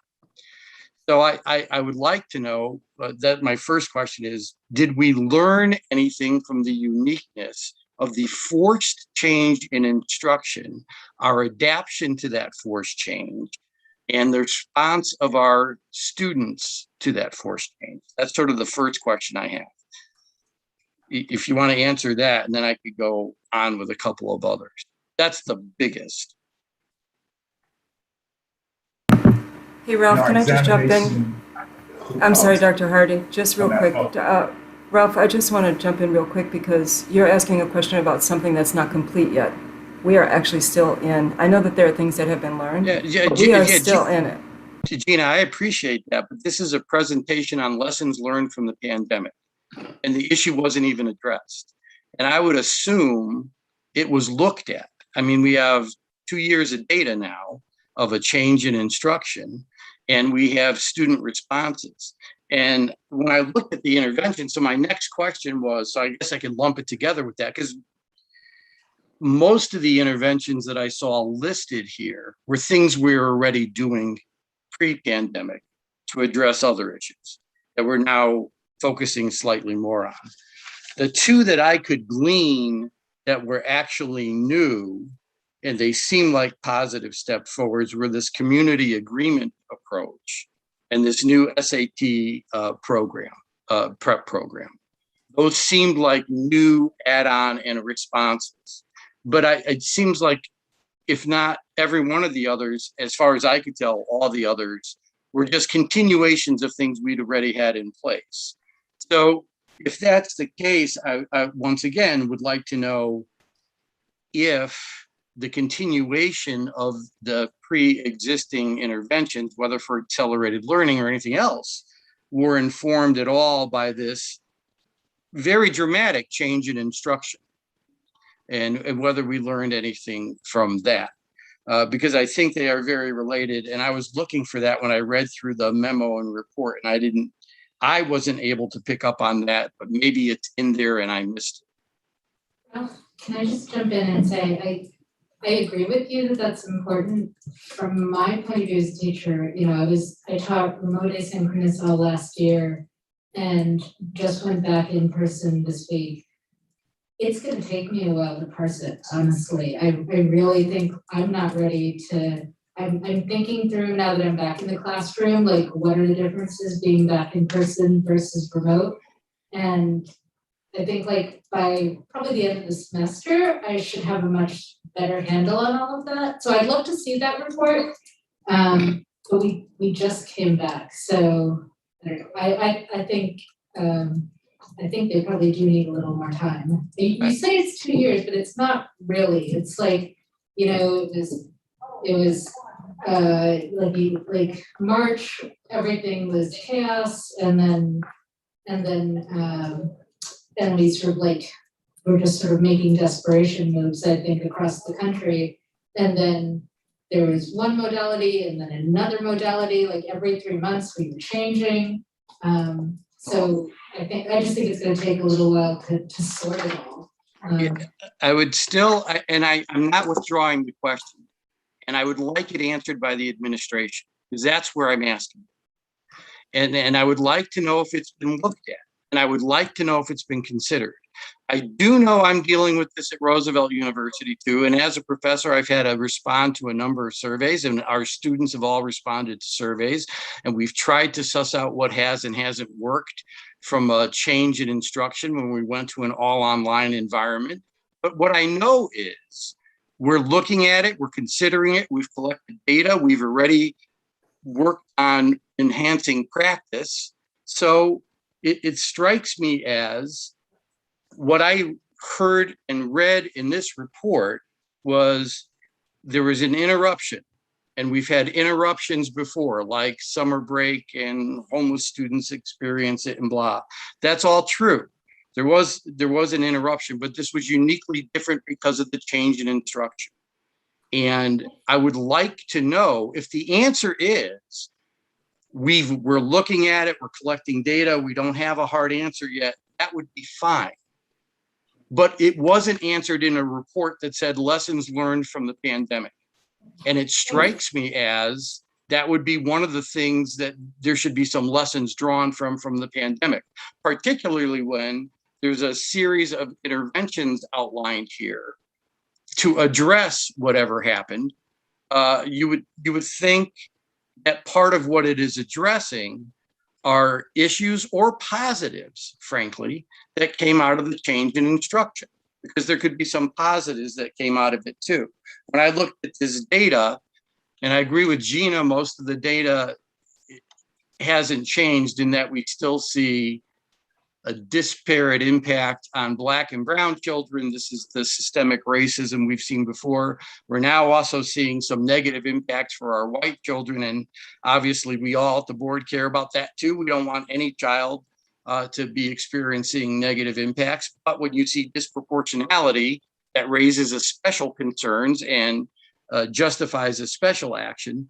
But I did note, and there may be a simple math answer to this, that when you look at the data for the total percentage of the amount of Fs distributed by race, that actually declined for Black or African-American students, which I viewed as, it didn't decline enough for my liking, but at least it was a positive trend, right? Going from 52 to 43%.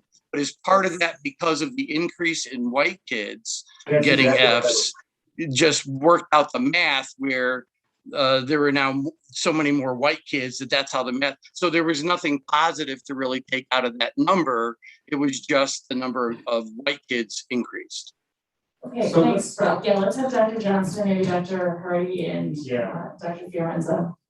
I want to, if I can, in response to Ralph's question, I want to say first, I recognize that the title of this presentation sends you off, points you in a direction, and you're saying, okay, good, where is that direction delivered on? That's at the heart of your question. And I want to point also the whole board back to a May board meeting, the regular meeting in May, in which I believe it was Fred who made the comment that, look, I'd like to get some sort of real understanding. Other board members chimed in on it. What happened academically during the pandemic? Can we get some sort of academic report for where our students, to help us understand where our students are coming from?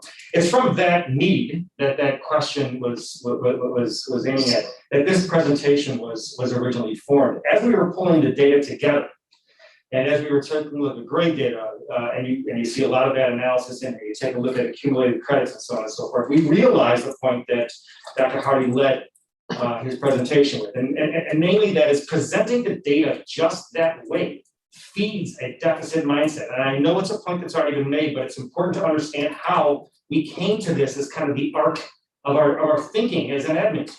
If we just presented the data in that context, we would be doing a disservice to what we really have learned and where we want to gather more learning from as we move forward.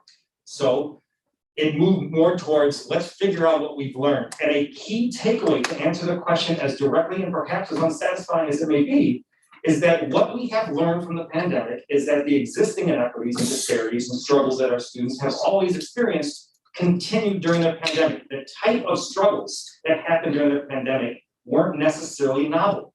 They weren't types of things that our students hadn't been dealing with historically. It just was in a brand new context. So that's the first key takeaway, and I believe it does do a fairly decent job of answering that question directly. Number two, though, there's a question here of now, Ralph, as I understand your comments, they're pointed directly at kind of an instructional mode. Okay, so instruction shift. What have we learned about how we deliver how we deliver education during the pandemic? And I will say directly, there is work to be done here. I will tell you one thing that we've already committed to exploring more. Last summer, we talked about this, so just a few months ago. And we got a lot of feedback, both kind of casually in the school, from parents, from teachers, from students, when we did a thought exchange as we were gathering data from the community, about the value of a block schedule. The idea that our students being slammed with 8 periods of learning on a day can be cumbersome.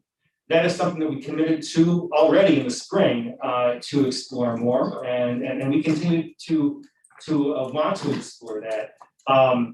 But packaged up, hey, here are all the things that we might want to consider as an organization, or just the targeted ones that we want to consider as we move forward. It just wasn't the seed from which this presentation grew. This presentation was really about how did our students do academically during the past 12 months, and that's what we've shown here. So I hear the point. I think it's a valid point. How will our instruction evolve? How will our approach to education evolve in the next few months? And I think it's something that we can speak to, and you will see us in the next few months. But I think putting this presentation in that broader context hopefully is helpful. And I don't know, Dr. Hardy, I know you wanted to mention something a little earlier, but I want to draw you in. Not really sure how much I can add to that. I was scratching off my things as you were going. Maybe the title should have said lessons to date instead of it being conclusive. Dr. Fiorenza and Kristen, maybe we should have considered that. So I want to acknowledge that we maybe could have said today. The pandemic, I thought we said in the document, the pandemic is not over and we're learning as we go.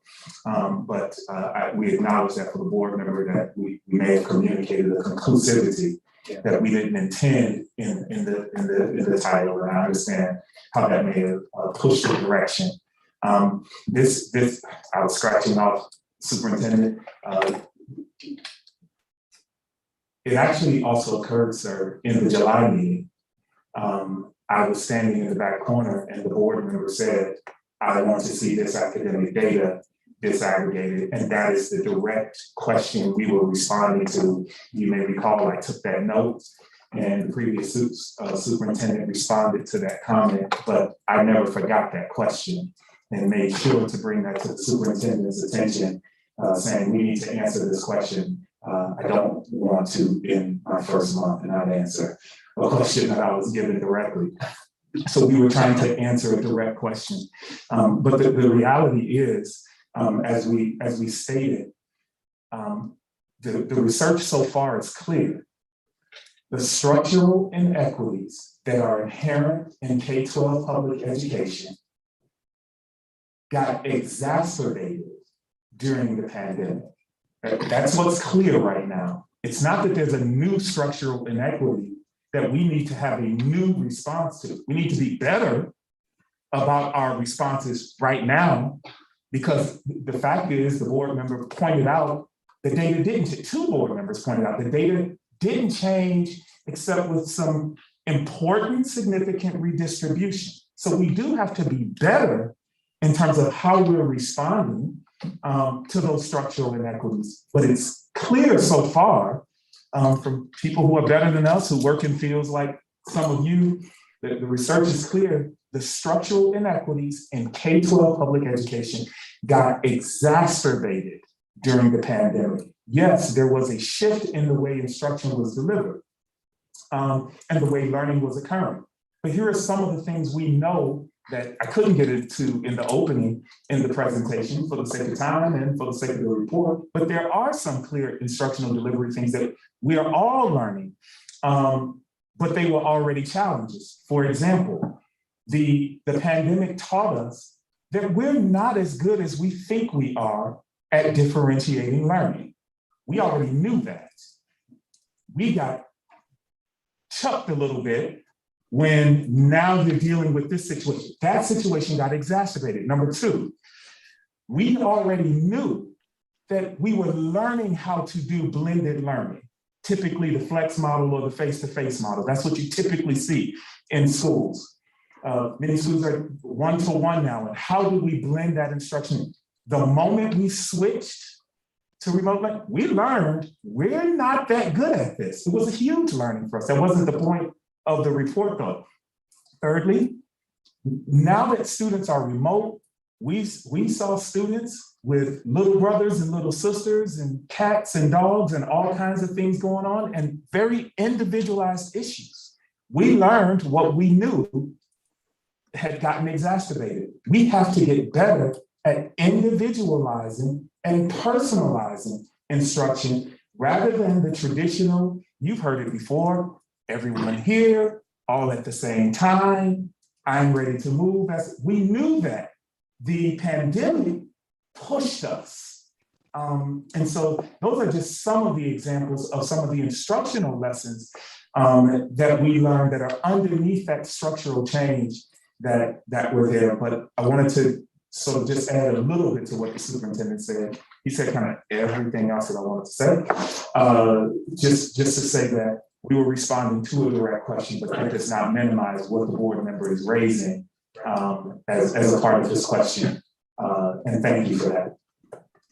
If I could just elaborate just very quickly, specifically around the instruction and academic supports, around the tutoring options that are different. And then I just want to touch on Ms. Harris, the PD, very quickly. So for the sake of time, I did not elaborate on every single one of the bullet points, but in the slide around instruction and academic supports, it begins with prioritized standards and prioritizing the diagnosis of unfinished learning. Those are two things, while we may do them every year, we're going to do them uniquely this year, looking at the impact of the pandemic. We are not far enough into the school year to have identified those things yet.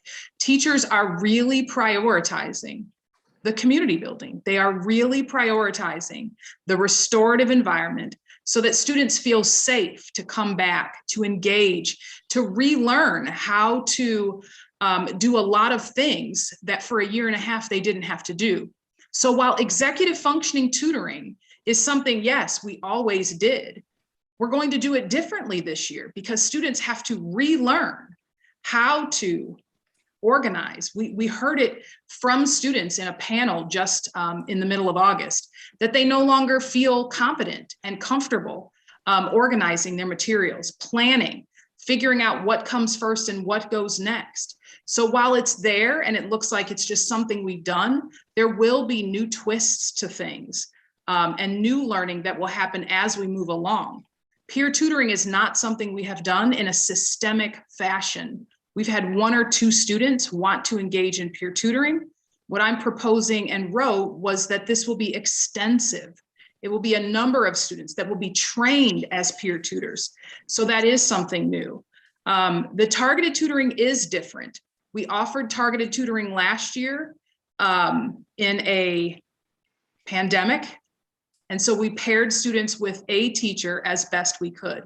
The targeted tutoring I referred to this evening is specifically around a specific content and the classroom, the coursework target, and really bolstering that for students. So those things are different while they seem the same.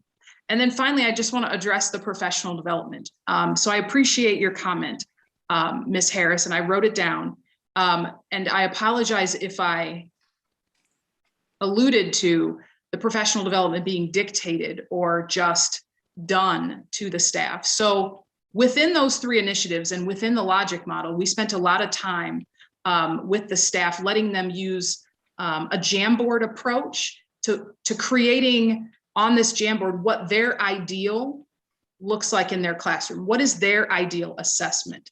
What is their ideal co-creating with students? What does their ideal restorative environment look like in their classroom? And from all of those Jamboards across all of the different divisions, we pulled common themes that everyone has. And that's what we will use as the professional development we share with the whole building. So it's really still aligned to that teacher input. It's just because everybody has said the same thing, we're going to use that and it aligns to our strategic plan. And then as teachers get into their TCTs or work with the instructional coach, they then can engage in that adult learning around some of those other topics and other ways that they want to learn about those initiatives. So I hope that's helpful. Yeah, just 2 quick things. I appreciate these answers and they get to the gravamen of what I was wanting to hear, maybe even in the report, right? There's no way to glean that from the report, what you just said. And I read the detailed report too. So if it's but I want to be clear, my comments weren't just because the title said lessons learned and then I didn't see lessons learned. So a way to communicate this to us, because we're not on the ground doing it, is to say we're continuing these 3 practices, 5, however, we are enhancing these 3 in response to the pandemic to do X, Y, and Z. There's a lesson learned. Now I understand what you're doing. When I'm just looking at a laundry list that repeats, past practices, and even when I read through it in the more detailed report that was attached, I couldn't really see that it was any way tweaked in response to the pandemic. I think my concerns was not just with the title, but frankly, with the consistent reference of the parallels between the pandemic and other issues that the school always has to deal with, whether it's summer break or a homeless student, a student unfortunate enough to be homeless, et cetera. We are familiar with those. We have things in place. None of those things change our instruction or practice. So I felt like the pandemic was uniquely different because it did, in fact, force a change in instruction that we were unprepared for. And when I saw and read all these parallels and none of that differentiation, I was a little concerned. I didn't see that, well, wait a minute, is there an acknowledgement that this is not like the others in some pretty significant ways? And the other way, in my mind, that it is not like the others, I think it worsens, and I heard this clearly in your answer, so that was great. It worsens the trauma experienced by our students significantly. It was a major health risk for them and their families and their loved ones and their friends. And frankly, it created some, I would assume, mental health, depression, and trauma issues for our faculty and staff. This is not the kind of, this is in my mind, very different from summer break. It's very different from those other things. And I just didn't get, I saw those parallels and I didn't see the distinctions. And that raised concern as I was reading through it. So I just wanted to make sure that those were being dealt with. And really one of my favorite responses that we got tonight, and this is why I wanted the administration to answer the question, was we're learning. So I learned tonight that the district itself learned that we're not as good at differentiation as we thought we were. That's a great lesson learned. That helps us design professional development, enhance instruction going forward. That would be a highlighted for me, number one, lesson learned from the pandemic. We thought we were better at this one thing. Now we know we need to get better at it, and here's how we're going to improve practice. So I want to be very clear why I was raising these questions and why the report itself and the underlying materials in it brought to mind the need to raise the questions. And so I do appreciate the answers, and I think the answers the administration gave me, and Dr. Johnson, your answers, Dr. Fiorenza, your answers, and everyone's answers have been very good. So I appreciate them. Fred? Yeah, I'll be very brief. Dr. Hardy, I want to thank you for this, you and your team for this presentation. When I looked at it, I interpreted it as a work in process because we all know the pandemic is not over. I do have a couple comments, not really questions. One of my concerns has to do, in looking at the data and the tables, and we know that we had to pivot quickly in terms of changing and modifying how we delivered education. And when we do the comparison from 2018-19 to 2020-21, my question is in the evaluation, are we confident that that our measuring is the same? All right. If we've changed our methodology of teaching, did we change any of our standards or methodology in evaluation? Because I'm worried that maybe some of this data doesn't go far enough, frankly. All right, and so that's just a comment I would make. The other question, and I know I've asked this before, and I've gotten answers, but I just want to bring it up again. In terms of our all of the different supports, is how, this is just a rhetorical, theoretical question, is how we determine what support is most effective, and this is a little differentiated for specific students. Okay, how do you look, how do you have a student, well, this kid's going to respond to motivational mentoring, this kid's going to respond to peer tutoring, or etc. All right, and it's not a question that needs to be answered now, it's just that I wanted to bring it up. And then finally, I will reiterate what Tom said about in-person summer school. That I think that is essential. I think we have a pretty high percentage of our kids that utilize summer school, and they need to be here. And one last thing on, I think it's the fourth slide, the conscientious approach. When I look at value non-content learning, I add in there non-academic learning or learning outside of academics, which I know we're going to have a report with activities and athletics in a few minutes. But to me, that's the other half of education in the high school. So. Thanks. I think everything's been said. But I do want to triple down on these in-person summer school. I am a huge summer school proponent. I think that answers it's a solution to many of our concerns around student performance, to the extent that we have concerns. But I would also really like to see it be free. I want to remove every possible barrier.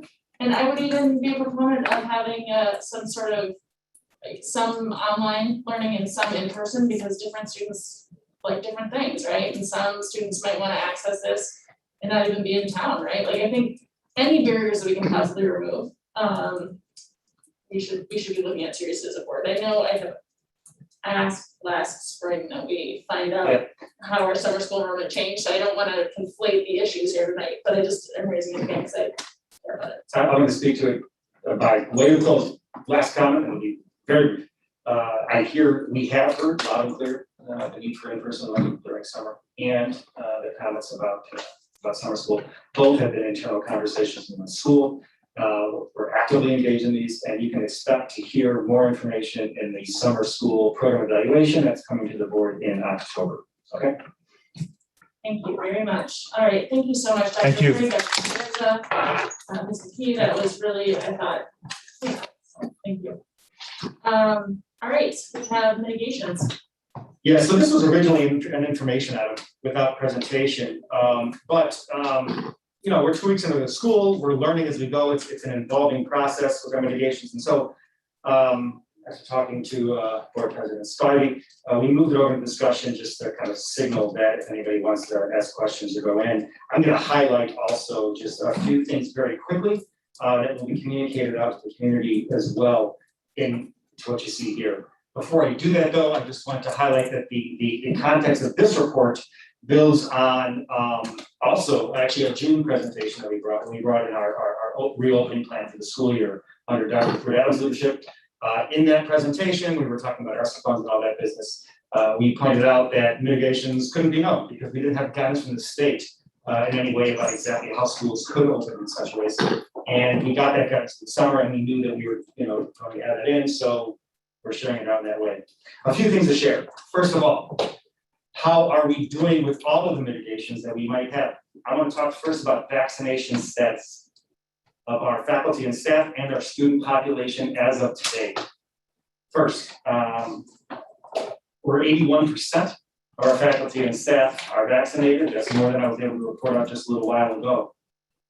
Additionally, and this is thrilling news, early in the summer, mid-summer, we were talking about 35% of students in Oak Park. We didn't have a much better read on that. In the communication I sent out just last week, we were just above 50% of our students are vaccinated. And that was based off of proof that we have in the school. IDPH sent out metrics shortly after that came out that suggested it might be somewhere in the 70%, but we weren't sure overall. Right now, as of today, we have proof of vaccination status for 72% of our student population, which is a significant jump from where we were before, and very good for the health and safety of this organization overall. Additionally, we are tracking metrics, both in terms of who is quarantined and who is quarantined because of close contact and because of who has a positive case. These are on our website. Just as we were tracking before, however, it is critical that we let the community and the board and anybody else watching know that last year when we were tracking these metrics, it was because there was an action linked to the tracking, right? The idea was we track it and we decide, whether we're in person or hybrid or whatever the case is. The metrics can't be used for that purpose right now. We are in-person learning, but it's important for the sake of transparency, and it's important just to understand how we are doing it at school. So I want to clarify that is on our website now. And Greg, just sorry, to further refine that point, the reason we can't tie it to a metric right now or an action plan right now is because the state has ordered that we be in person, right? Like individual school districts, local school districts have zero discretion. Zero discretion. That is absolutely correct. And that's not finger pointing, that is just, the reality of the state. Reality of the state. In addition, the rest of this will be fairly quick. Mitigations as far as mask wearing in the school, nothing is perfect, but it is going just about as perfectly as it could be. Our students have been just absolutely wonderful about wearing masks throughout school, in classrooms, in the halls, wherever the case is. They've just been great. We have only had one student who was, very clearly, no, I'm not doing this. And after a little bit of, restorative work with that student's family, that student has seen the light. and has no problem wearing that mask on a regular basis in our school. So that's really good, and that really has been it. Students occasionally need reminding, of course, but it's all been very good. I know there is concern about shield testing and when this will be available. From the latest information, the best information, the shield testing will be available in mid-September. I don't have a hard date right now. Shield is working with us, but they have been outstripped by capacity, and we are going to do our best to get that up and running as soon as we can. However, I want to say that we have reserved a spot, and this is also another important point for our unvaccinated students. We have reserved a spot within our shield options for any family who has an unvaccinated student, for our unvaccinated students. And the idea is here, it's a paper process. After we submit our initial list to Shield, it's a handwritten paper process for our students to get enrolled in Shield.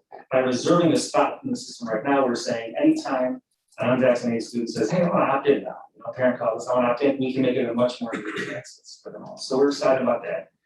And as far as, I guess the last thing I'll point out, I believe here, is that we have, while we are waiting for Shield to scale up, we have a process for the test to stay option that will allow students who are quarantined for 14 days to get back into the building sooner, within 10 days. The first flight of students who will be able to be back in the school due to their quarantines are in will be next Tuesday, or next Monday. And finally, we found some really nice outdoor options for lunch that have really helped to kind of spread out the congestion that we had with the lunch spaces that we had, and we'll continue to monitor and make adjustments as we go. But so the mitigations that we have in place are always, they will be throughout the pandemic, a work in progress. But I wanted to give those the stats and some updates before we. So if there are any questions, I'd be happy to respond. I have two questions. And this is just to get me up to speed on the lunchroom construction situation. So there's a point at which we will have more interior lunchroom space. Do we know when that is likely to be? Yes, I do know when that will likely to be, and that it is slated to open in second semester, so early January. Okay, but we know, there is no. It will be no sooner than that. Okay. This is the cleanest way to say that. Okay. Okay, and then this is more of a point than a question. In the messaging that I've been seeing from the school so far, there's been sort of framing of, let's all get vaccinated so that we can reduce mitigations. And I would sort of say we should be slow to reduce mitigations. Mask wearing is very effective. It really reduces transmission. So I just wanted to. I agree with you, and in my communication last Friday, I specifically stated that, hey, we've heard from our public health. If we hit the 70% barrier, we can begin a discussion. And I think on one hand, people interpret that as, hey, as soon as we hit that, we're dropping things. And number two, I think, and which is probably a fault of my communication, right? We are in conversation with Oak Park Public Health on a regular basis. And so with Delta variant and how that's going right now, we will take a very, very cautious approach to reducing any mitigations. Okay, so thanks for that. Thank you. Anyone on Zoom have any questions on any of those mitigations? No? I did have one quick question. It was kind of related to one of the public comments earlier. The gentleman alluded to, I don't know if it's a requirement or not, that seating charts must be submitted to the medical staff or nurses for proper contact tracing. That way everyone's not quarantining if one person's at a different point in the classroom. I just wonder if you could kind of speak more to that, if this is a requirement, is there a policy, or just where we are with that? Sure, thank you for asking that question. This is a reality of where we are with contact tracing, but it's a frustrating reality to be sure. So the guidance that we have is that within a classroom, students only, if they're masked, would not need to be quarantined as long as they are always within, 3 feet or more, distancing from one another. And so one way to really guarantee that we can track that meaningfully is to look at seating charts. And so in some cases, in some classes, in some ways, those seating charts are a lot easier to implement because of how the nature of instruction is. than it is in some other places. Some classes require a lot of movement, whether you're talking about lab space, whether you're talking about a PE class, whatever. And so it is a point of frustration that in cases where we don't have that really clear seating chart in place, and it could have been 2 or 3 days ago that we learned that we have to do this contact tracing for. We have to default on the idea that, well, in that class, it's possible that everybody in the room could have been a close contact. And as a result, we have to implement quarantine. That is not I think it's the right choice. I think it's a conservative choice for student health. I think it's the right choice, but it is also the guidance that we have from Oak Park Public Health. It is a choice, however, it is a method of implementing that causes frustration. We get responses from folks who are saying, look, I know where I was in this class, or I know where my child was in this class, and they weren't near student A or B. But we can't trace that any further, because what we can't do as a school district is violate HIPAA laws and interview students. Where were you in relationship to student A who's tested positive? We can't do that as a school district. And so as a result, the default is, well, in some cases, the entire class will have to quarantine. And again, I want to reiterate, and this sounds like it could be an overstatement, and I will tell you, Principal Parker and others will second this. We are in daily communication with Oak Park Public Health to push and better understand how we could, in a more nuanced and pinpointed way, implement this close contact guidelines that we have. And as we find a way, if we find a way to be able to do it in a more pointed way, we will. And that includes getting seating charts implemented in some creative ways, perhaps in places where they aren't otherwise implemented. So I know Principal Parker also sent out an email. I don't know if she has already, but tomorrow she has sent it out already. The staff getting new information and encouragement for seating charts in different ways. So it's probably more than you wanted, or maybe not enough. I don't know, but that's really where I think some concerns are coming, and likely from that specific situation that you referenced. Appreciate that, Dr. Johnson. And because as we're talking about the need for kids to be in the classroom for learning, just the number, I think that's just the number of kids having to quarantine from a couple of cases, like maybe a whole classroom, that is concerning. So I think that puts those concerned the community at, I won't say at ease, but at least it gives them some clarification what the thought process is, and there maybe it's a better way to do it, because we don't want kids quarantining for 10, even they have 5 hours. I think it's 5 hours they have per day for tutoring. It's not the same thing as being in the classroom engaged in the fulfilling way with their peers and teachers. So any way we can do that better, as we're talking with the health department, I think we just have to, but I thank you for that answer. Thank you for the question. Anybody else have any questions? All right. Thank you very much. All right, now we have action items. So this is always a happy action item, which is certification of our 2021 graduates. So I move that we certify the 2021 graduates. Is there a second? Second. I don't know, was there any plan for? We don't really have a presentation for either of the action items. Okay, great. So we want to congratulate all of our graduating students under adverse circumstances, certainly, but they did it. And we are incredibly proud of them, as we always are. Joe, could you take the roll, please? Mr. Martieri? Yes. Harris? Yes. Mr. Costa? Yes. Dr. Monash? Yes. Mr. Arkin? Yes. Mr. Henry? Yes. Yes. All right, our second action item, I move that we create a community finance committee as a new board committee. Is there a second? Second. All right, so the presentation on this one is really more of a board presentation, right? So there's a memo attached, Tom wrote it, I took credit for it, I am sorry, I did not intentionally do that. I conflated 2 documents and did not fix that. So Tom wrote this, Tom's brilliant. So I did get one question that I think is worth discussing as a board from a community member who emailed me about how this what happened, I guess, to the superintendent committee that had been very similar, but a little different, right?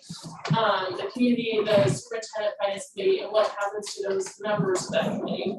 And I think I don't have an answer because we haven't discussed it. So I believe it's Dr. Johnson's discretion if you would want to re-up a superintendent committee, but in terms of accepting membership from transferring from the old to the new, I don't know if folks have thoughts on that. Tom and Felicia, you do. I think that would be a good transition and given the opportunity, but that group has been somewhat dormant and underutilized, so I would say they would have the first shot at it and then go from there. That would be my input. Right, so I don't know if there are questions or comments or suggestions from any of our other board members, if we just want to go ahead and take a vote. Vote, I see a vote. All right, yeah, can you please call the roll? Sorry, Mr. Henry, Yes. Mr. Arkin, Yes. Mr. Martieri, Yes. Harris, Yes. Dutkowsky. Yes. Dr. Martinraj, Yes. and Ms. Dixon Spivey. Yes. So there will be some corresponding policy amendments needed just to add this under board committees, et cetera, and we will take care of that in the coming weeks, and we will get started on contacting FAC. Is that the right acronym? CFC. CFC. No, for the The old one. superintendent. The old one. Financial advisor, maybe, I wasn't think it was FAC. Yeah. I think No, it I was. think financial. What was the one from last year? Cindy, do you know? It's been I dropped, wasn't on it, so. apparently. It was CFC. CFAC. What? It was the CFAC. Oh, it's a combination. Community Financial Advisory I always say, Committee. I hate to say it, but CFC, plural, It's the CFAC, Community Finance Advisory Committee. Right, all right, the wheels are coming off, I can see it now. We're half and half. Half and half, all right, so we will reach out to some outreach to those former members and see if they want to be recruited, and any absences we will fill by application, so. All right, okay, then we have a series of information items, which are not presentations by the administration. But if folks have questions that they want to ask, that would be a good time to do that, if there are any questions from board members on these items.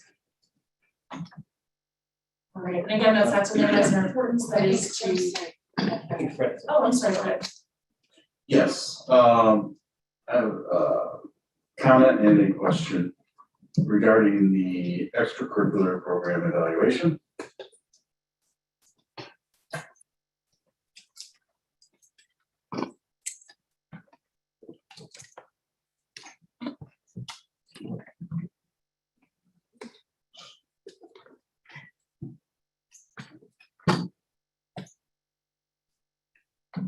So first, thank you for putting this together. I know we see this every year at about this time. And the comment I wanted to make is I'm heartened to see some things in here that are proactive action items that you're looking at moving forward. I think that's incredibly important. We haven't seen that in the past, and I want to thank you for that.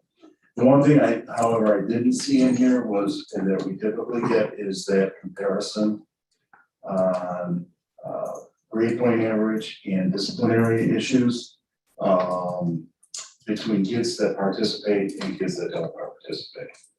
And seeing as we know our numbers were down last year, I think that's kind of important to take a look at because of the pandemic, the effect of the pandemic, and how did, and I know that there are a lot of reasons kids didn't participate. Some of it was because of the pandemic, and how that may have affected their, where they stood, especially grade wise, because they were in the building. There's not a whole lot of disciplinary issues. So they're the only two things that I want to bring up.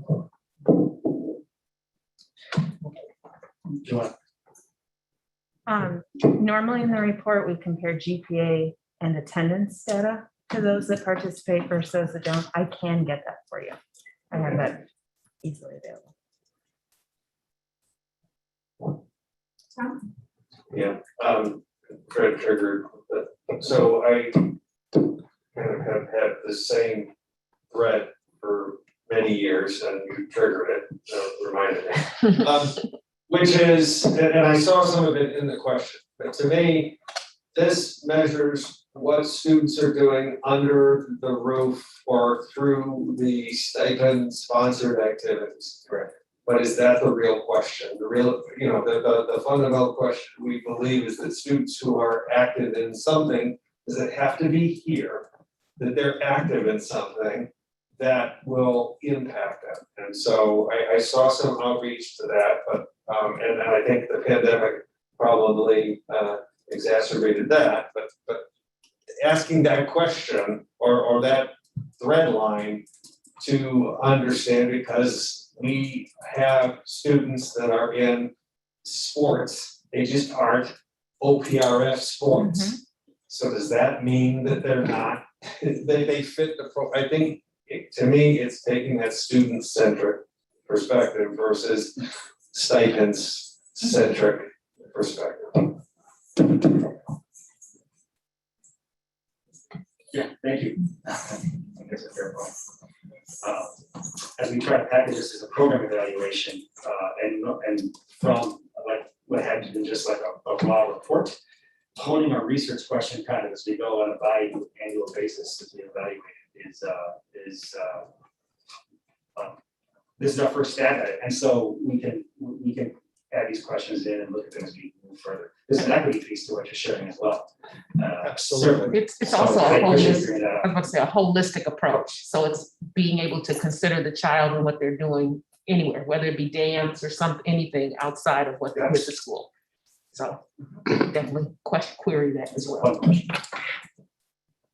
Yeah, it also might not be anything that's formalized. So we may have students that are involved in different aspects of our activities, but not necessarily counting in a number because they're a fan or they're participating in another way.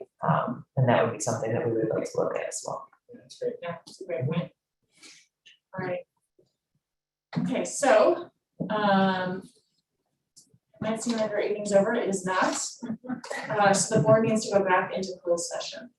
So I want to thank everyone this evening who has sat with us and for your time and your energy and your talent. It is-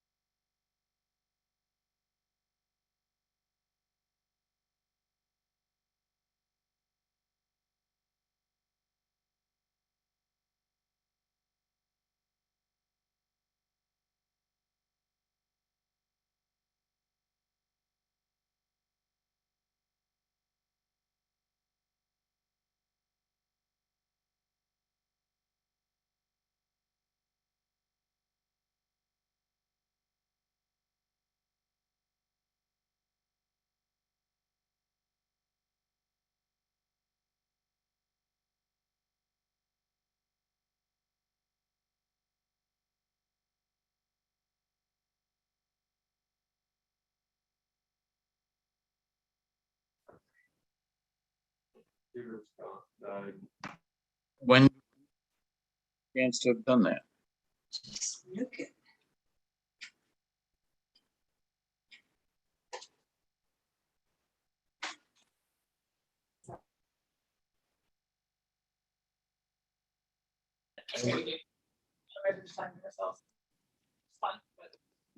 Just in case anyone is hung out long enough.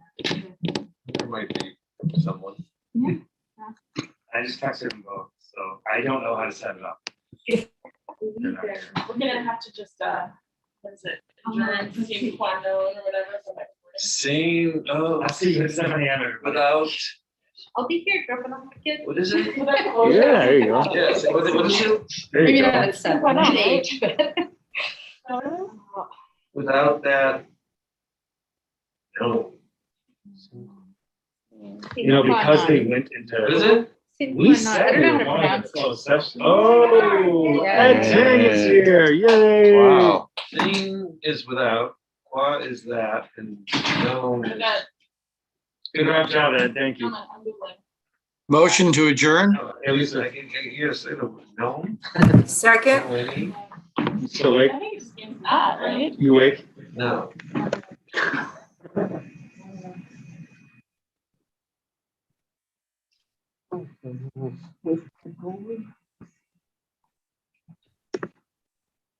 Don't worry about, Which not. don't worry about the TVs at all. Yeah, which is quas.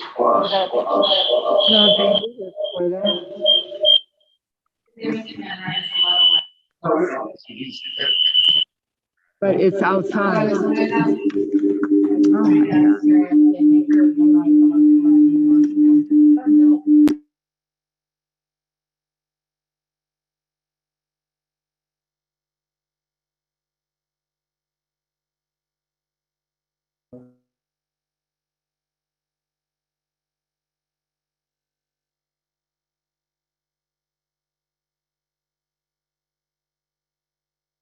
Okay, we're going live. And let's hold on the Latin class. All right, I move to adjourn tonight's meeting. Is there a second?